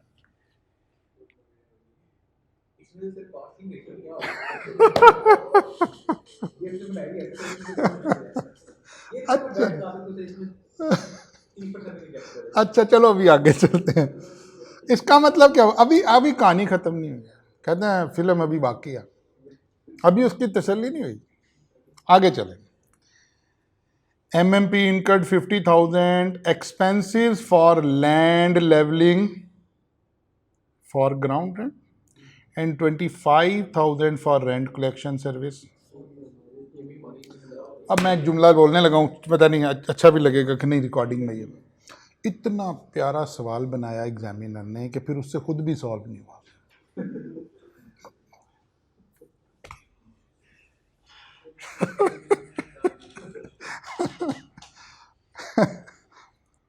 इतना अच्छा सवाल बनाया है कि फिर उससे खुद भी सॉल्व नहीं। समझ लगी है बात? देखते हैं क्या हुआ है। अच्छा जी, लेकिन जब आप हमारे वाले मसलक के लोग होंगे, बगैर टोपियों वाले मौलवी होंगे, तो फिर आप आराम से इसमें से पास हो जाएंगे, क्योंकि आप आगे चलते जाएंगे, आगे चलते जाएंगे, आगे चलते जाएंगे, फिर नहीं मसला। हर चीज़ जितनी समझ आती है उतनी सॉल्व कर देते हैं, आगे चलते हैं। पर हौसला तो पैदा करना ना, फिर मुरीद होना ना कहीं पैरोकार हो गए, फिर आगे चलेंगे ना कि यार आगे चलना है भाई, आगे चलना है, आगे चलना है, आगे। अदनान रशीद साहब इस तरह की बातें आपको समझाते हैं, अजम्पशन ले आगे चलें, अजम्पशन ले आगे चलें, फिर ही मसला होगा ना। अच्छा जी, खैर एनीहो, खूब उसने अपनी ऐसी तैसी करा लिया, डन। अब कहता है जी, brought forward minimum tax under section 113 related to tax year 2024 6 million। Pakistan में पहली दफा आई कैप ने ये वाली, फिर कहता है यार कुछ भी नहीं करना, बस सिर्फ ये वाली इनकम कैलकुलेट करता। हाँ डेफिनेटली, जब मिनिमम दिया तो टैक्स लायबिलिटी तो निकालनी है ना। अब मासूम सा चेहरा कहकर under the provision of income tax ordinance 2001 rule made there under compute the appropriate head of income, total income, taxable income and tax liability. 18 number का सवाल, तबीयत साफ कर देने वाला सवाल। हाउ जी 28% बच्चा फिर भी पास है, 70-80 की बजाय 28% बच्चा पास होने के लिए। तो इसमें अगर बच्चा आगे जाता ना तो इसका भी 70% पास रेट होता। ना ना ना, आ जाओ आ जाओ आ जाओ आ जाओ, 18 में से कितने लेने? 9। आ जाओ आ जाओ, एक नंबर आ गया। नहीं, एक पूरा, तीनों चीजों का एक नंबर आ गया पूरा, डन। आगे चलते हैं। Income from business as per account, वो जो वहां से उठानी थी, कोई आधा आ गया होगा। इनकम फ्रॉम प्रॉपर्टी,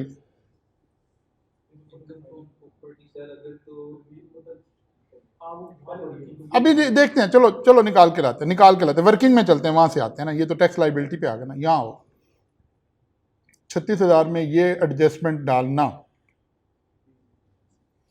अब आओ, मैं गिनवाता हूँ ना। 16-20 की एडजस्टमेंट एक पढ़ने वाले बच्चे को आनी चाहिए थी, डिस्काउंट नहीं लेना पढ़ने वाले को आना चाहिए था, इंश्योरेंस क्लेम आना चाहिए था, लॉस ऑन मशीनरी स्क्रैप लाना चाहिए था, 42 लाख वही जिनके ट्रांजैक्शन को नलीफाई कर रहे थे, मशीन 8,000। क्यों नहीं पता चलना था भाई, अल्लाह के बंदे, एक मिनट ठहर जाओ, एक मिनट। क्या लिखा हुआ है? पढ़ो पढ़ो, एंट्री पढ़ो, एंट्री पढ़ो। यार मुझे कोई बॉल पॉइंट दो दर, ये मेरी बॉल पॉइंट, कोई एक बॉल पॉइंट दो। हाँ जी, क्या लिखा हुआ है?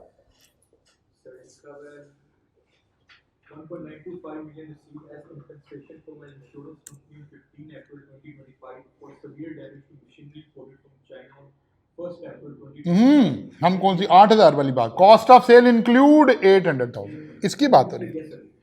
इसमें क्या नहीं पता चलेगा? मैं अभी मेरी बात सुने जो मैं कह रहा हूं, मेरे मौकफ पे रहें। Cost of sale include 8 million paid for use ingredient mixer machine from Malaysia, full stop. इतना पता चल गया कि कॉस्ट में डली हुई से डिसअलाउ कर दो। बताओ इसमें कौन सा इलम चाहिए था? आगे नहीं चल रही, अभी तो मैंने उसके ऊपर टिक लगाया है, मैंने तो उसके ऊपर टिक लगाई है कि क्या ये वाले स्टेप के नंबर मिले कि नहीं मिले,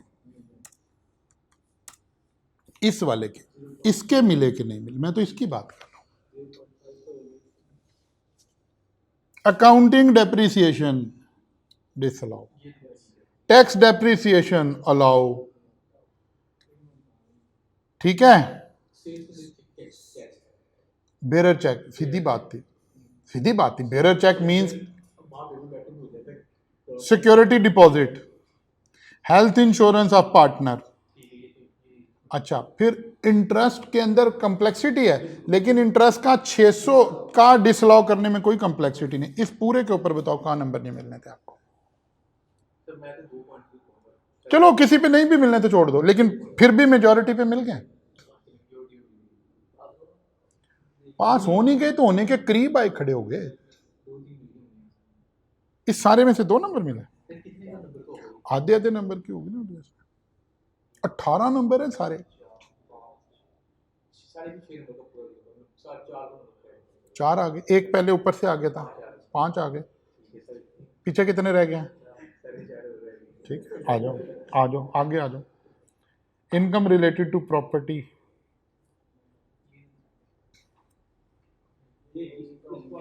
अच्छा चलो अभी अभी छोड़ देते हैं, अभी इसको छोड़ देते हैं, आगे आओ। टैक्स डेप्रिसिएशन, वो जो मशीन अगर ठीक कर ली थी तो उसके ऊपर इनिशियल अलाउंस भी लोगे। जब मशीन की कॉस्ट आप लेने चले कि यार 8 मिलियन वो था, 5 का एडवांस टैक्स था, असल में 7.5 मिलियन की ठीक मशीन थी, उसके ऊपर इनिशियल अलाउंस, उसके ऊपर 15%,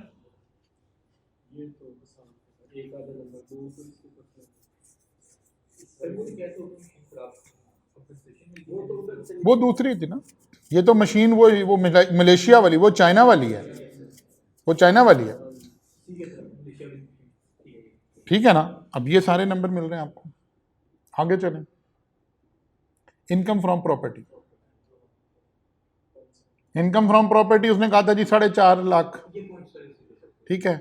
नॉन एडजस्टेबल, उधर एडजस्ट कर लिया, इधर नहीं करना, और बता दिया उसे कि भाई इतने भी पागल नहीं है, गूंगी हाँ अन्नी नहीं, ठीक है ना, उसे बता के आना है, ठीक है। लेस 1/5 या भी बताना है कि प्लॉट की बात हो रही है, ठीक है। अब आए इंटरेस्ट ऑन लोन, कितना लोन लिया था?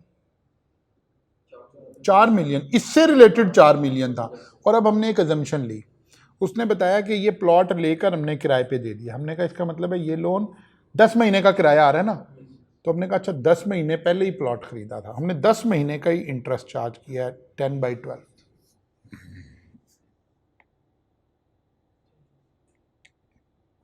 10 महीने का इंटरेस्ट चार्ज किया है, लोन पूरे साल का है, इसका मतलब है पैसा कहीं और इस्तेमाल हुआ भाई, फिर इधर नहीं इस्तेमाल हुआ, ठीक है ना, जितना इधर हुआ हमने इतना इधर डाल दिया, डन। ग्राउंड रेंट, अब ये आई कैप ने उसने देखे, एग्जामिनर ने, वो मैं कह रहा हूँ ना, उसने सवाल बना दिया, अब ग्राउंड रेंट यहाँ बनता नहीं है, आपने तो प्लॉट खरीदा है, लेकिन अब जब एग्जामिनर कह रहा है ग्राउंड रेंट कोई पे हुआ है तो बस हुआ है, हमें पता है ग्राउंड रेंट वो नेमली में शामिल है, तो हमने नेमली की वजह से उसको शामिल कर दिया भाई, वहाँ रिसर्च थोड़े करनी है, एग्जामिनर का मर्जी, अंडा दे बचा दे, उसकी मर्जी है ना, उसने कहा कि ग्राउंड रेंट है, हालांकि खुद ही कह रहा है प्लॉट खरीदा हमने, लेकिन कोई नहीं, वो कह रहा है ओके यार कोई बात नहीं, आगे चलते हैं, जहां मैं कह रहा हूँ कि खुद भी फंस गया। इसके बाद उसने ना रेंट कलेक्शन चार्ज भी दिए, लेवलिंग भी दिए। अब 4% तो लेना है ना हमने, वो आरसीटी तो आसान था ना, था ही था, लेकिन इन दोनों खर्चों ने ऐड होके कंपेयर होना था, उसने अपने सोल्यूशन में इग्नोर कर दिया है। अच्छा फिर अभी उसने बनाया सवाल ऐसे हुआ कि फिगर ठीक आ जाएगी दोनों तरह से, असल में रेंट कलेक्शन चार्जेस और लेवलिंग चार्जेस इकट्ठे होने ना, क्योंकि उसने कहा था, वो जो प्रोविजन हमने पढ़ी थी कि अगर कोई भी खर्चा प्रॉपर्टी से रिलेटेड है वो आप सारे इकट्ठे कर लें, अब हम नाम नहीं बता रहे, लेकिन 4% तक अलाउ है, तो लेवलिंग भी तो उसी में ही है ना, प्लॉट हमने लिया उसे लेवल करा के किराए पे दिया, तो वो लेवलिंग तो फॉर रेंट पर्पज ही है ना, ठीक है ना। तो अब वो, लेकिन वो सारा तो अलाउ नहीं हो सकता और डिसअलाउ भी नहीं हो सकता, 4% वाले में ऐड करके तो दिखाना चाहिए ना। अब हमने देखा कि उधर से आए तो क्योंकि वो छोटी अमाउंट बन रही है तो अमाउंट तो वही चली जानी थी, इधर ऐड किया या नहीं किया उसका इम्पैक्ट, क्योंकि अगर खाली 20, उसने खाली 20,000 लिया हुआ है तो 20 भी हायर है, तो जानी 18 ही थी, उसकी अपनी गलती भी छुप गई। अब ये सारे नंबर लेने वाले थे छोटे, चले कुछ गलतियों के साथ पास हो गया बच्चा, बस मैं यही कह रहा हूं ना कि बच्चे आजकल में आप खुद देखें, इन दिनों में बच्चे क्या पढ़ रहे हैं, सेक्शंस पढ़ रहे हैं बैठे हुए, सेक्शन पढ़ने से तो सवाल नहीं हल होना, एडजस्टमेंट्स पढ़ना सीखें, सवाल की एडजस्टमेंट्स पढ़ना सीखें, मैंने उसी के लिए मैं आपको बार बार सुबह से इंट्रोड्यूस करा रहा हूँ। ये सारी एडजस्टमेंट मैंने एक तरफ निकाली, आप 2 घंटे मैक्स लगेंगे। उसके बाद आप कहेंगे सर बिजनेस इनकम का नाम ना ले, हमें आ गई, हमें बिजनेस इनकम की टेंशन सारी खत्म हो। क्योंकि जितने बिजनेस इनकम में सेक्शन इस्तेमाल हो रहे हैं वो आपने सारा साल इतने पढ़े हुए हैं कि आपको सारे याद हैं। क्या याद नहीं है? एडजस्टमेंट्स के साथ उन्हें लिंक करना याद नहीं है। लिंकिंग सीखें, लिंकिंग करेंगे तो सारे मसले हल हो जाएंगे। डन होगी बात जी?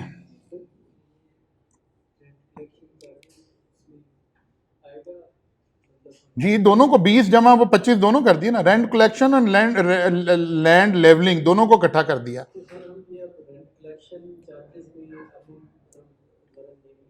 हर वो खर्चा देखो, एक तो उसने नाम लेके कहा, असल में वहां अगर सेक्शन पढ़ोगे तो लिखा था rent collection and other expenses, जो रेंटल इनकम कमाने के लिए जरूरी हैं, सारों को इकट्ठा कर लो।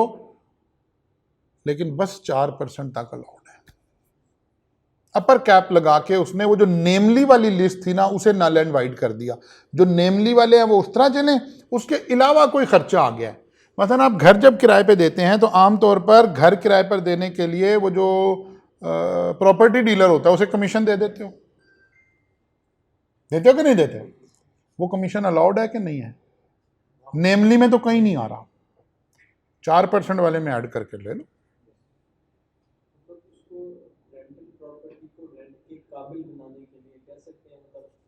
रेंटल इनकम कमाने के लिए जो भी खर्चा आ रहा है वो उसमें शामिल कर सकते हैं, सिवाय उसके जो ऊपर आपने ले लिए हैं। जैसे रिपेयर नहीं ले सकते, अब रिपेयर तो आपने ले लिए, ठीक है ना? अच्छा जी, डन हो गया जी। चलिए जी, अब हम, वैसे तो ये नफीस वाला सवाल भी बड़ा नफीस सवाल है, लेकिन हम इसे अभी स्किप करके हम पहले ना लॉस, नहीं नफीस वाले में लॉस आ रहा है, नहीं नहीं, ना ना ना ना ना ना, ऐसे ना करो, यही तो करने आए हैं, बस ठीक जा रहे हैं। फिर तो हम अपनी स्पीड पे बड़े अच्छे जा रहे हैं अल्हम्दुलिल्लाह। अच्छा जी, जरा गौर करते हैं जनाब।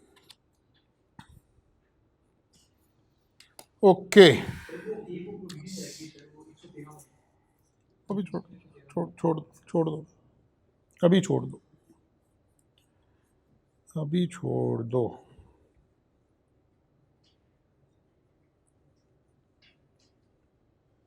अच्छा जी, अब आ जाओ जी वापस जरा। मैंने आगाज़ यहाँ से किया था, मैं उसको स्किप करके यहाँ आ गया था। मैंने नंबर लिखा भी था लेकिन मुझे नंबर अभी मिल नहीं रहा। चलो ऐसे ही चलते हैं वापस। लो जनाब यार, ये स्लाइड नंबर क्या है?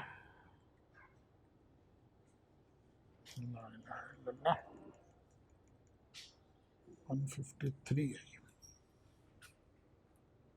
अच्छा जी, लो जी, अब आ जाए जी लॉस वाला सवाल कैसे होगा। तो जो कर ले, बस 15-20 मिनट रह गए, टेंशन ना ले। कह रहा है भाई अगर किसी सवाल में लॉस आ गया और आपको डर लग रहा है लॉस का, तो आंखें बंद करके ये 8 स्टेप अपने दिमाग में बिठा लें, खुद ही सवाल ठीक हो जाएगा। Step number 1, start with profit as per account. Sir already आगे ऐसे ही करते हैं, इसमें तो कोई नई बात नहीं है। Adjust in admissible expenses, already ऐसे ही कर रहे हैं, ठीक है। कह रहा है लेकिन एक ख्याल नया कर लें, अकाउंटिंग डेप्रिसिएशन डिसअलाउ कर रहे हैं, टैक्स डेप्रिसिएशन को भी हाथ ना लगाना। पहले पहुंचो कंप्यूट प्रॉफिट बिफोर डेप्रिसिएशन। कौन सी डेप्रिसिएशन? टैक्स वाली। अकाउंटिंग तो है ही नहीं हमारे से रिलेटेड, उसको तो ऊपर एड लेस में कर रहे हैं सारा काम। कहां पहुंच गए? Accounting profit before depreciation. जब लॉस आए फिर ऐसे सोचना, अदरवाइज अन्य वहां आना है। जैसे आ रहे हैं बाकियों में तो जरूरत ही नहीं पड़ रही ना। सवाल को देख के पता चल गया ना कि लॉस आ रहा है कि नहीं आ रहा, ठीक है ना। अगर लॉस आ गया तो अब हम एहतियात से चल रहे हैं। Done. Adjust allowable brought forward business losses, ठीक है।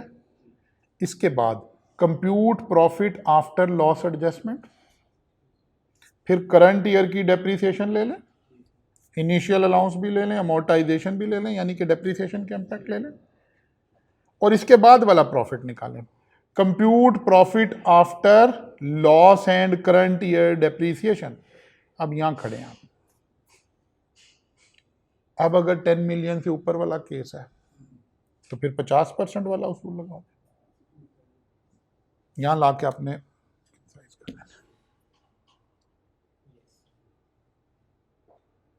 आंखें बंद कर लें और ये स्टेप कर लें। ये सवाल आपका मैं नहीं कराता, पहली दफ़ा में आपका हो जाएगा, वैसे मैं करा के भेज रहा हूँ, टेंशन नहीं लेते।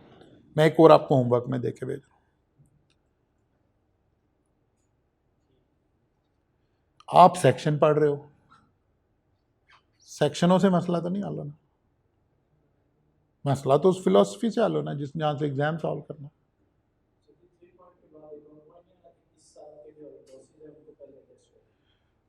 सारे इस साल के भी पिछले भी सारे कर लो। इस साल का अगर लॉस है तो फिर तो कहानी खत्म हो गई ना, फिर पिछला एडजस्ट केड़ा करना है, फिर तो कोई और तो हो ही नहीं सकते अगले साल।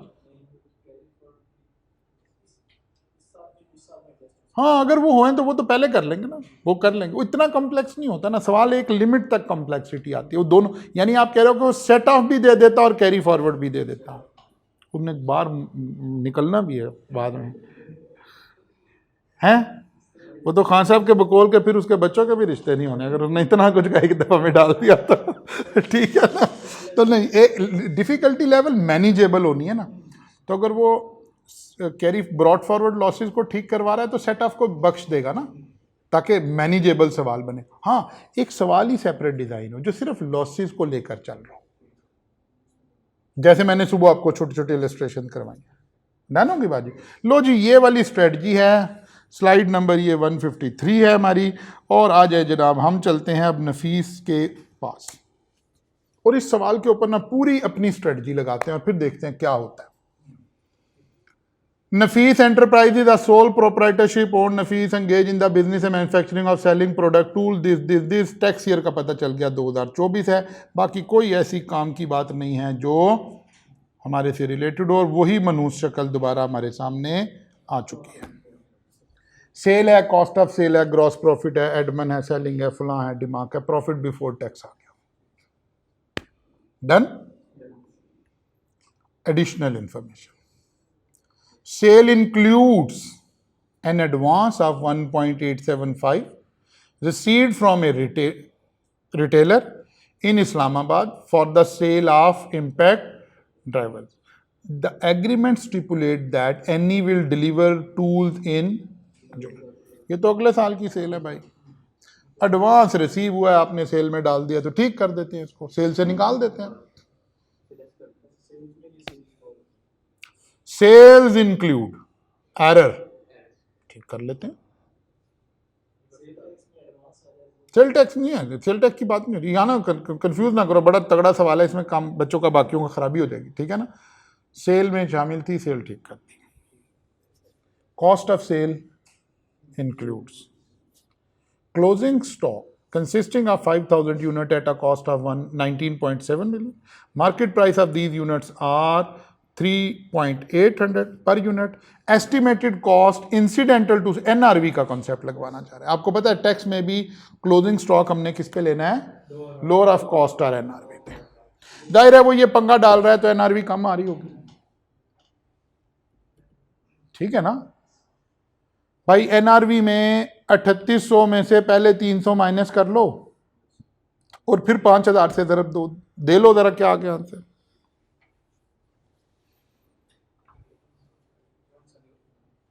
$3500 जरा 500, 17 पॉइंट, और हमारा स्टॉक आ रहा है इसका, इनका डिफरेंस एनआरवी एडजस्टमेंट है, ये डाल देते हैं, ठीक है ना। इसको एक्सपेंस आउट हो जाना चाहिए ना भाई, समझो कि नहीं।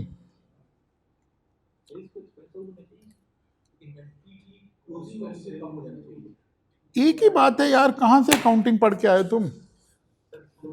क्लोजिंग स्टॉक की वैल्यू जितनी कम करते हैं कॉस्ट ऑफ सेल उतनी बढ़ जाती है, तो अल्टीमेटली एनआरवी की एडजस्टमेंट कॉस्ट में ऐड होती है, ठीक होगी ना बात? अच्छा जी, आगे चलते हैं। अकाउंटिंग डेप्रिसिएशन, इसे तो डिसलॉ कर दो भाई, आंखें बंद करके। Administrative and selling expenses include penalty of 95,000 for late payment of advance tax, खत्म हो गई कहानी। हाँ, इग्नोर नहीं करनी।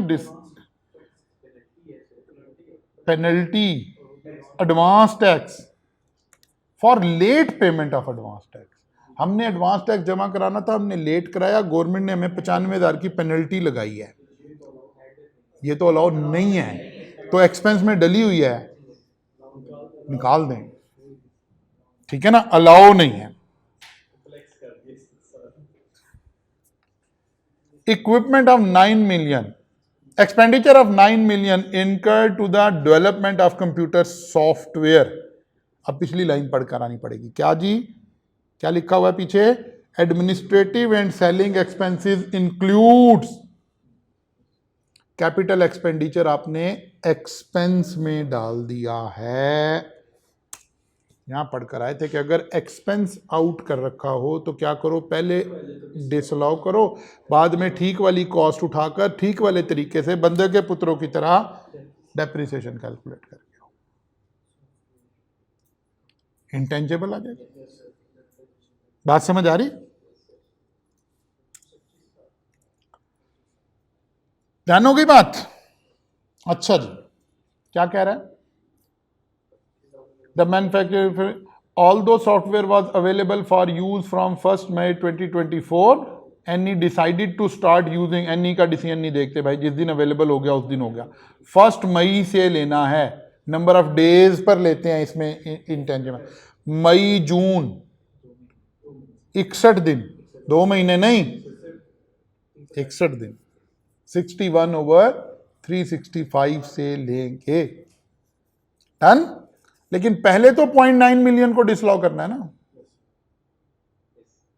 Done. Cost of 7,20,000 for construction of 2 ramp to provide access to person with disability, 2 ramp बने हैं, कितना होना चाहिए था? 5 लाख होना चाहिए था। तो आप ऐसे भी कर सकते, पहले 7,20,000 निकालो, फिर उधर 5 लाख ले लेंगे डायरेक्टली, डेप्रीसिएशन वाली जगह पर जाकर ले लेंगे, क्योंकि ये डेप्रीसिएशन में जाना है हमारा, क्योंकि अब भी हाँ लॉसेस आ रहे हैं, लॉसेस में हमें चाहिए पहले प्रॉफिट बिफोर डेप्रीसिएशन। जी डेप्रीसिएशन 3rd शेड्यूल में रेट पड़ा है हमने, रेट 100% है, done. Financial charges include interest of 8,20,000 paid to scheduled bank for a loan obtained to Nafis for renovation of his, वो कहता है अपने घर, भाई घर को करा रहा है, ये तो पर्सनल हो गया, पर्सनल एक्सपेंस हो गया, निकालें इसको बाहर बिजनेस से। Other income includes gain of 5 million from the sale of unimproved land to one of the Nafis business colleague, land capital gain, ये तो उधर जाएगा, बिजनेस इनकम थोड़े, फिलहाल तो बिजनेस में एक्सपेंस डाला हुआ है, इसको वापस करें।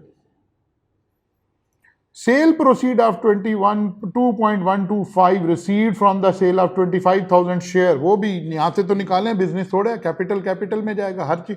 अब उसने मल्टीपल हेड ऑफ इनकम भी दे रखे हैं आपको। अच्छा जी, अदर इंफॉर्मेशन, उसकी मेहरबानी, उसने कहा हम तो आपको बता रहे हैं, उसने लेकिन कहा not reflected in the above financial result. कह रहा है यार अब ये मैं डिस्क्लोजर दे रहा हूं, ओमिशन दे रहा हूं। Income from foreign speculative business amounting to rupees this, तसल्ली नहीं है इसके। इनकम स्पेकुलेटिव की इनकम एडजस्ट हो जाएगी, स्पेकुलेटिव के साथ ही किसी और के साथ भी हो जाएगी।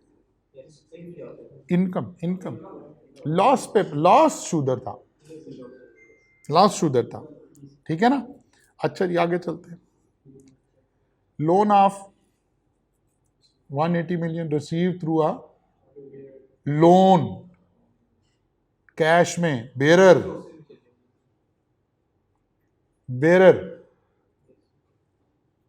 Cash loan, income from other sources. तो बच्चे कहते हैं जी पास पेपर का कोई फायदा नहीं। अभी पिछले सवाल में भी लफ्ज बेरर से ही खेल रहा था।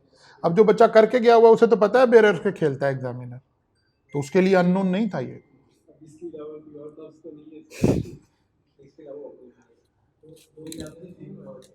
सुबह से बता रहा हूँ,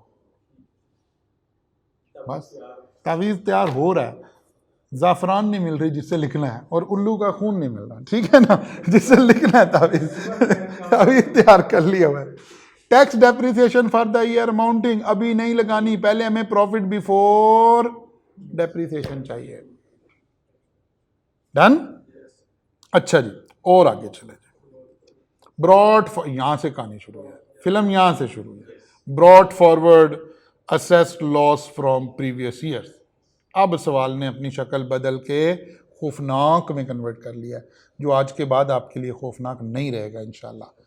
नॉन स्पेकुलेटिव बिजनेस के लॉसेज अलग आने थे, स्पेकुलेटिव के अलग आ रहे हैं, अनएब्जॉर्ब डेप्रिसिएशन अलग आ रही है, sale on loss on listed security ये भी ब्रॉड फॉरवर्ड होते ना। ये वो 3 साल वाला है, हैं? समझ आई क्या नहीं? ओ कहाँ लिखा है मैंने 153 इनिशियल अलाउंस लॉसेस।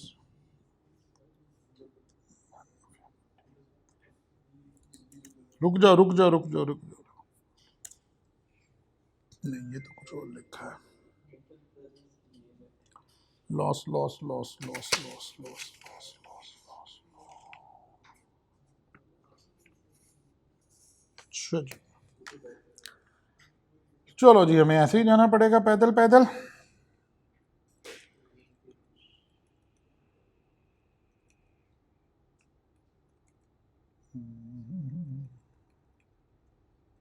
जरा आपको दिखा देना कि आपके मसाइल कहाँ से हल हो रहे थे, क्या चीज़ आप पढ़ कर गए होते तो आपको प्रॉब्लम आनी नहीं थी।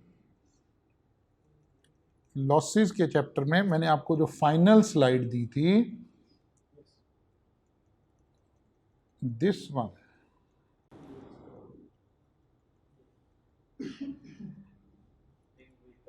ये वाली था 151 पे पढ़ी है यार लॉसेस।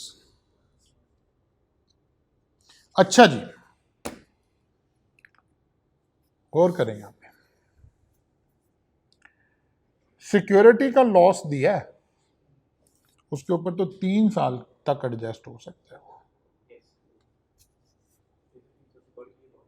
ठीक है ना। फिर उसने एक हमें स्पेकुलेटिव गेन दिया है, सेम ईयर में कहीं और भी एडजस्ट हो सकता था, लेकिन हमारे पास स्पेकुलेटिव ही लॉस आ रहा है, तो जाहिर है पहले अपने हेड में ही, जब ऐसी चीज है तो उसे पहले अपने हेड में ही एडजस्ट करेंगे ना। और क्या दिया उसने? नॉन स्पेकुलेटिव का लॉस दिया है, उसने नॉन स्पेकुलेटिव से ही एडजस्ट होना है। लॉस जब भी एडजस्ट होना शुरू होता है अपने हेड में ही एडजस्ट होता है, ठीक है ना। 6 साल तक हो सकता है। डन, स्केच आ गया ध्यान में? लो जी, नॉन स्पेकुलेटिव बिजनेस 6 सालों तक हो सकता था। 2020 का लॉस है, हम मेरा ख्याल है 24 में खड़े। स्पेकुलेटिव लॉस अपने हेड में ही अब एडजस्ट हो सकता है, क्योंकि अब तो ये कैरी फॉरवर्ड हो गया ना। Once loss is carry forward, तो फिर तो अपने हेड में ही रहेगा ना। अनएब्जॉर्ब डेप्रिसिएशन कोई टाइम लिमिट नहीं है। हाँ, लिमिट लग सकती है, कौन से वाली? 10 मिलियन अबव वाली बात के 50% से ज्यादा नहीं एडजस्ट कर सकते। करंट ईयर डेप्रिसिएशन पीछे उसने बता दी थी आपको, ये बताइए 23 मिलियन। कोई समझ आई ये बात? करना क्या है? करना क्या है? जाना है आपने, चले जाओ, उसको नहीं लेके जाना, अभी 15 मिनट रहते हैं, उसको लेके जाना, तो मैंने कितने जाना। इधर आ जाओ, स्टेप बाय स्टेप अप्रोच। अब हम फेस ऑफ द आंसर पर जाने लगे। Start with profit as per step 2, step 3, पहले यहां तक चलते हैं, ठीक है ना, पहले यहां तक चलते हैं। आओ जी, इतना मुश्किल सवाल और फिर 41% बच्चा पास हुआ खड़ा है, क्योंकि बच्चा बहुत नंबर पड़े हैं basic basic basic basic basic basic. जो बच्चा चलता रहा है, रुड़कता रहा है, लड़खड़ाता हुआ भी चलता रहा है, पास हो गया। तुम्हें निकल जाए टीचर के भी इस सवाल को देख के, ठीक है ना। लेकिन 41% पास रेट, बिकॉज अगर आप आगे चल रहे हैं तो कोई रोला नहीं है, फिर आपने पास हो जाना है, ठीक है। अच्छा जी, लो जी, स्टेप 1 क्या था? स्टार्ट प्रॉफिट बिफोर टैक्स से, ठीक होगी बात जी। स्टेप 1 ये आ गया, profit before tax. Step 2, adjustment डालें, एडजस्टमेंट डालना शुरू कर दें। एडजस्टमेंट मैंने आपको समझा दी है, इसीलिए पहले अलग से हमने डिस्कस कर लिया। अकाउंटिंग डेप्रिसिएशन डिसअलाउ कर दी हमने, एनआरवी की एडजस्टमेंट डाल दी हमने, पेनल्टी वाली डाल दी है।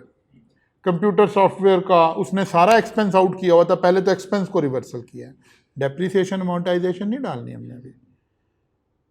कॉस्ट ऑफ रैंप का रिवर्सल डाला है, डेप्रिसिएशन नहीं डाली, क्योंकि हमें प्रॉफिट बिफोर डेप्रिसिएशन चाहिए। बात समझ आ रही है? इंटरेस्ट की डाल दी। Gain on disposal of unimprovement land, इसे यहां से निकाला है, हेड की रिक्लासीफाई कर रहे हैं इसको, सेल वाली की रिक्लासीफाई कर रहे हैं, प्रॉफिट बिफोर टैक्स तक पहुंच गया।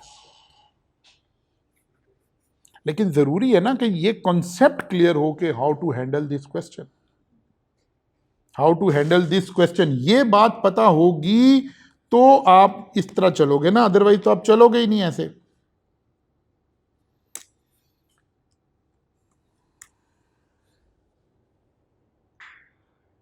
अब क्या करना? Adjust, allowable, brought forward, business loss, business loss.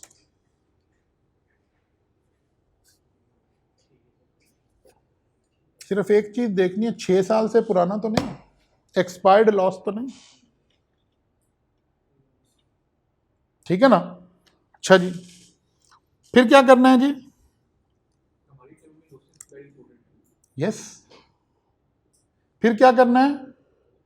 Compute profit after loss adjustment, loss after adjustment, ठीक है। फिर क्या करना है? Deduct current year depreciation, initial allowance, amortisation. अच्छा जी, टैक्स डेप्रिसिएशन जो उसने डायरेक्ट दी हुई थी रोड वाली, अमोर्टाइजेशन वो 61 बटा साल भी 66 वाला 24 था ना, टैक्स ईयर 2024 लीप ईयर वाला, क्या निकल आया? और नहीं, अब सारे जो आते तो नहीं छोड़ के आ जाएंगे ना, इतनी तो अकल। और यार फिर तुम्हें वही कहना ना कि गूंगियां अन्नी नहीं हैं। Profit after current year depreciation, 7 step पूरे हो गए। मुझे अब बताओ ये सवाल, अगर ऐसे तुम सिस्टमैटिक चल रहे हो तो ये उंगली पकड़ के चल रहा है कि नहीं चल रहा है? बाकी सवाल में तो सब कुछ पहले ही वो था जो हमें आता था, ये चीज कोई नहीं पढ़ा रहा था आपको कि यार इसका रोड मैप क्या है, ठीक है ना। सेक्शन आपने पढ़ लिए, इधर उधर से आपने पढ़ लिया, इनकम टैक्स आपने पढ़ लिया, पढ़ा हुआ तो नहीं वहां काम आना, वहां तो स्ट्रेटजी काम आनी है, मैंने चलना कैसे आगे। अब ये उंगली पकड़ के आप चल रहे हो, यहां से आप बाहर आ जाओगे। अब उसके बाद यहां क्या लिखा हुआ है जी? Adjust unabsorbed. अब खड़े होके देखना है, क्या देखना है? 10 मिलियन से ऊपर वाले बंदे हैं हम या ऊपर वाले हैं? 50% ऑफ इनकम फ्रॉम बिजनेस, वो अब कौन सी इनकम लेनी थी? कौन सी इनकम लेनी थी? 50% किसका लेते हैं? इसका लेते हैं ना। रेट कहां लगा के देखते हैं, ये पता है ना, वो हम पढ़ा है ये बातें कि 10 मिलियन से ऊपर है कि नहीं है, वो वाली फिगर कौन सी है। वैसे तो थ्रेश होल्ड का सवाल ही नहीं, आंखें बंद करके हम वहीं खड़े हैं, 10 मिलियन से बहुत ऊपर की बातें हो रही है सर, ठीक है ना। इसका 50% अलाउ करें, डन। ये नॉन स्पेकुलेटिव बिजनेस की ट्रांजैक्शन अलग की हैं सारी, हमने हर हेड को रिक्लासिफाई कर लिया था। आज समझ आई है आपने। मैं वो कहते हैं ना कि वो हाथ, जब कोई बंदा मेहनत करता है तो आपसे कोई रिवार्ड मांगता है ना, इसका रिवार्ड ही है इन क्लासेस का, आपने इस सवाल को आज घर जाके 2 दफा सॉल्व करना है, फिर ना कहना खबर नहीं। नहीं, तभी इसी को पहले 2 दफा करना, कुछ नहीं होता, एक इतना क्रॉनिक इशू आपका रिजॉल्व होने जा रहा है, ठीक है ना। अच्छा जी, चलिए जी आगे चलते हैं। अब आते हैं स्पेकुलेटिव बिजनेस का भी तो जिक्र था ना, एक हमने निकाला, उसके ऊपर लगा दिया मैंने, ए निकाल लिया मैंने। अच्छा जी, अब आ गया जनाब speculative business, income from foreign speculative income, local का ब्रॉड फॉरवर्ड लॉस आ रहा था, एडजस्ट कर लेते हैं, बाकी लॉस बच गया, अभी भी अगले साल ले जाएंगे रिमेनिंग का लॉस, लेकिन इसको कहीं और उठा के एडजस्ट नहीं कर सकते क्योंकि शुदर है। कैपिटल गेन की बातें हो रही थी, gain on unimproved land, gain on sale of security, brought forward loss on sale of listed security, adjust नहीं किया, उसे डिस्क्लोजर दिया है कि गूंगी अन्नी नहीं, ठीक है ना, उसे बताया है कि यार इतने भी पागल नहीं कि 3 साल से पुराने को उठा के एडजस्ट कर देंगे। बात समझ आई है, डन। नहीं उन छड़ दें तो वक्त तो ये कहना। अच्छा जी, डन होगी बात, ये बी आ गया, ठीक है। फिर इनकम फ्रॉम अदर सोर्सेज का भी जिक्र आ रहा था, आसान आसान बातें थी, loan through bearer check, other income में चला गया था।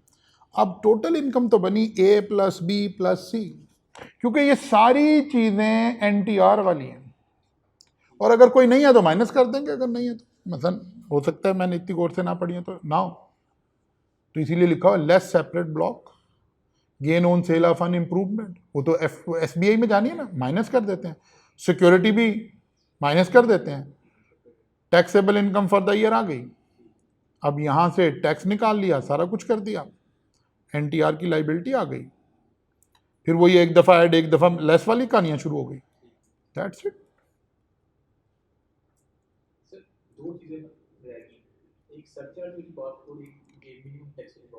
ये दोनों को कल के सुबह वाले में फर्दर टेकअप कर लें, क्योंकि अब आपका तू निकल गया, मैं तो बैठा हूँ अभी आराम से, मैं तो एंजॉय कर रहा हूँ इस क्लास को बड़ा ही ज़बरदस्त तरीके से। आप लोगों की एक मिनट है, अब आपने इसके 7 सवाल अटैच करना है घर जाके, फेथ ब्रदर वाला, मार्च 23। पहले इसी को 100% अपने हाथ से गुजारना है। मेरी आज वाली स्लाइड लेकर मैंने पूरे सवाल को रात 2:30 बजे बैठ के इसे रीएडजस्ट किया कि मैं आपको वही स्टेप यहाँ परफॉर्म होता होता दिखाऊं, ताकि आपको पता चले वो स्ट्रेटजी 100% यहाँ पर लग रही है, उसके साथ अटैच करके चलना है हमने सवाल को। बात समझ आई? और फिर फेथ ब्रदर वाला भी सवाल ऐसा ही सवाल है जिसमें लॉसेस इनकॉर्पोरेट हुए हैं। ये देखें जी, ये आ गया जी, लॉसेस की डिटेल आ गई जी, loss from business relating to 2021, loss from speculative business, unabsorbed depreciation, losses on sale of listed security, बिल्कुल एडिटो। इसी वजह से वो पास रेट ज्यादा है, बच्चे ये वाला सवाल कर गए थे।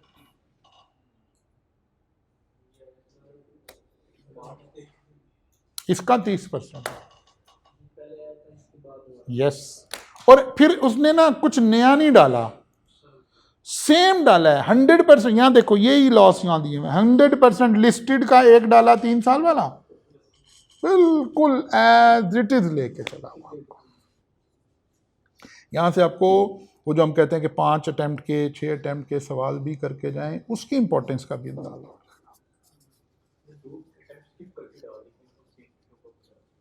आई खड़ी है अटेम्प्ट,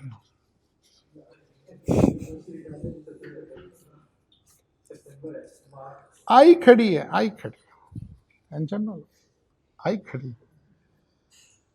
ला इलाहा इल्लल्लाह। डन होगी बात जी। ले जनाब आपका बहुत शुक्रिया। ये आप लोगों की हिम्मत है कि सुबह 10 बजे आप शुरू हुए और अभी तक आप बैठे हो उसी पैशन से, उसी उससे, और उम्मीद करते हैं कि कल इंशाल्लाह सेल टेक को पड़काएंगे अल्लाह के हुक्म से, इसी तरह से, इसी जज्बे से, इसी उससे। आज जाके वो जैसे मेरा बेटा है ना जी, उसको अल्लाह ने ये हिम्मत दी है। कभी मैं भी ऐसे ही था जवानी में, वो अब माशाल्लाह वो ऐसी है। अगर उसे कोई काम करना है ना, तो उसे अगर 2 दिन भी जागना पड़ेगा तो जागता रहेगा, काम कर लेगा और अगले दिन वो उसी तरह फ्रेश उठ के चला जाएगा। तो आज आपको सारी रात जागना पड़े, जागे, कल दोबारा क्लास में भी वापस आ जाए, कुछ नहीं होता। 48 घंटे में कोई नहीं बंदा आज तक मरा कि 48 घंटे को सोया नहीं तो फोतगी होगी। आज समझ लगी है ना? तो ज़रा जज्बे से, ज़ोक से जोर लगा देना आज आपने जाकर।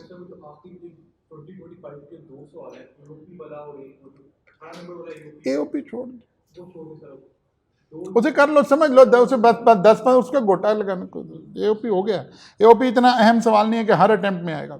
आ गया पिछली दफ़ा एग्जामिनर ने अपना आप दिखा दिया हमें सबको कि यार मैंने पता है एओपी की होती है, तब हर दफ़ा थोड़े, ठीक है ना। लेकिन फिर भी पढ़ के जाना, छोड़ के तो कुछ नहीं जा सकते। आपको पता है आई कैप के पास एक जिन है, जो चीज़ छोड़ के चले जाए वो तो ज़रूर आनी है, वो अपनी जगह है, ठीक है ना। लेकिन एओपी पे उतना फोकस करना रिक्वायर्ड नहीं है।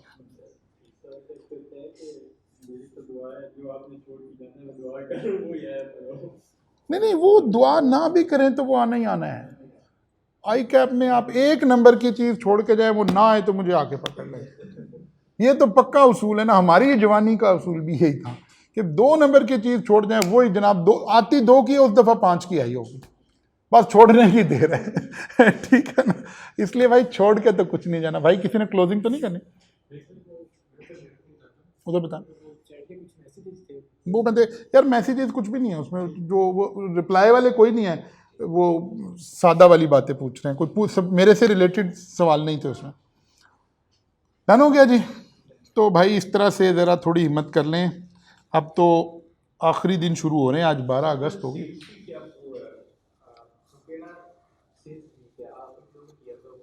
सेल टैक्स मैं कहता हूँ कल जब यहाँ से जाओगे तो, और जाने के बाद 6 घंटे लगा दोगे तो सेल टैक्स आपका 100% तैयार हो चुका होगा। कुछ नहीं करके आना, कुछ नहीं करके, ऐसे ऐसे बस मुंह धो के आना बस। कोई चक्कर नहीं, मैं कर टेंशन नहीं है। कल वो जो गुड लक पाकिस्तान लिमिटेड है ना, that will handle each and everything इंशाल्लाह, अल्लाह ने चाहता। ठीक है जी, लें जी, बेस्ट ऑफ लक, जज़ाकल्लाह।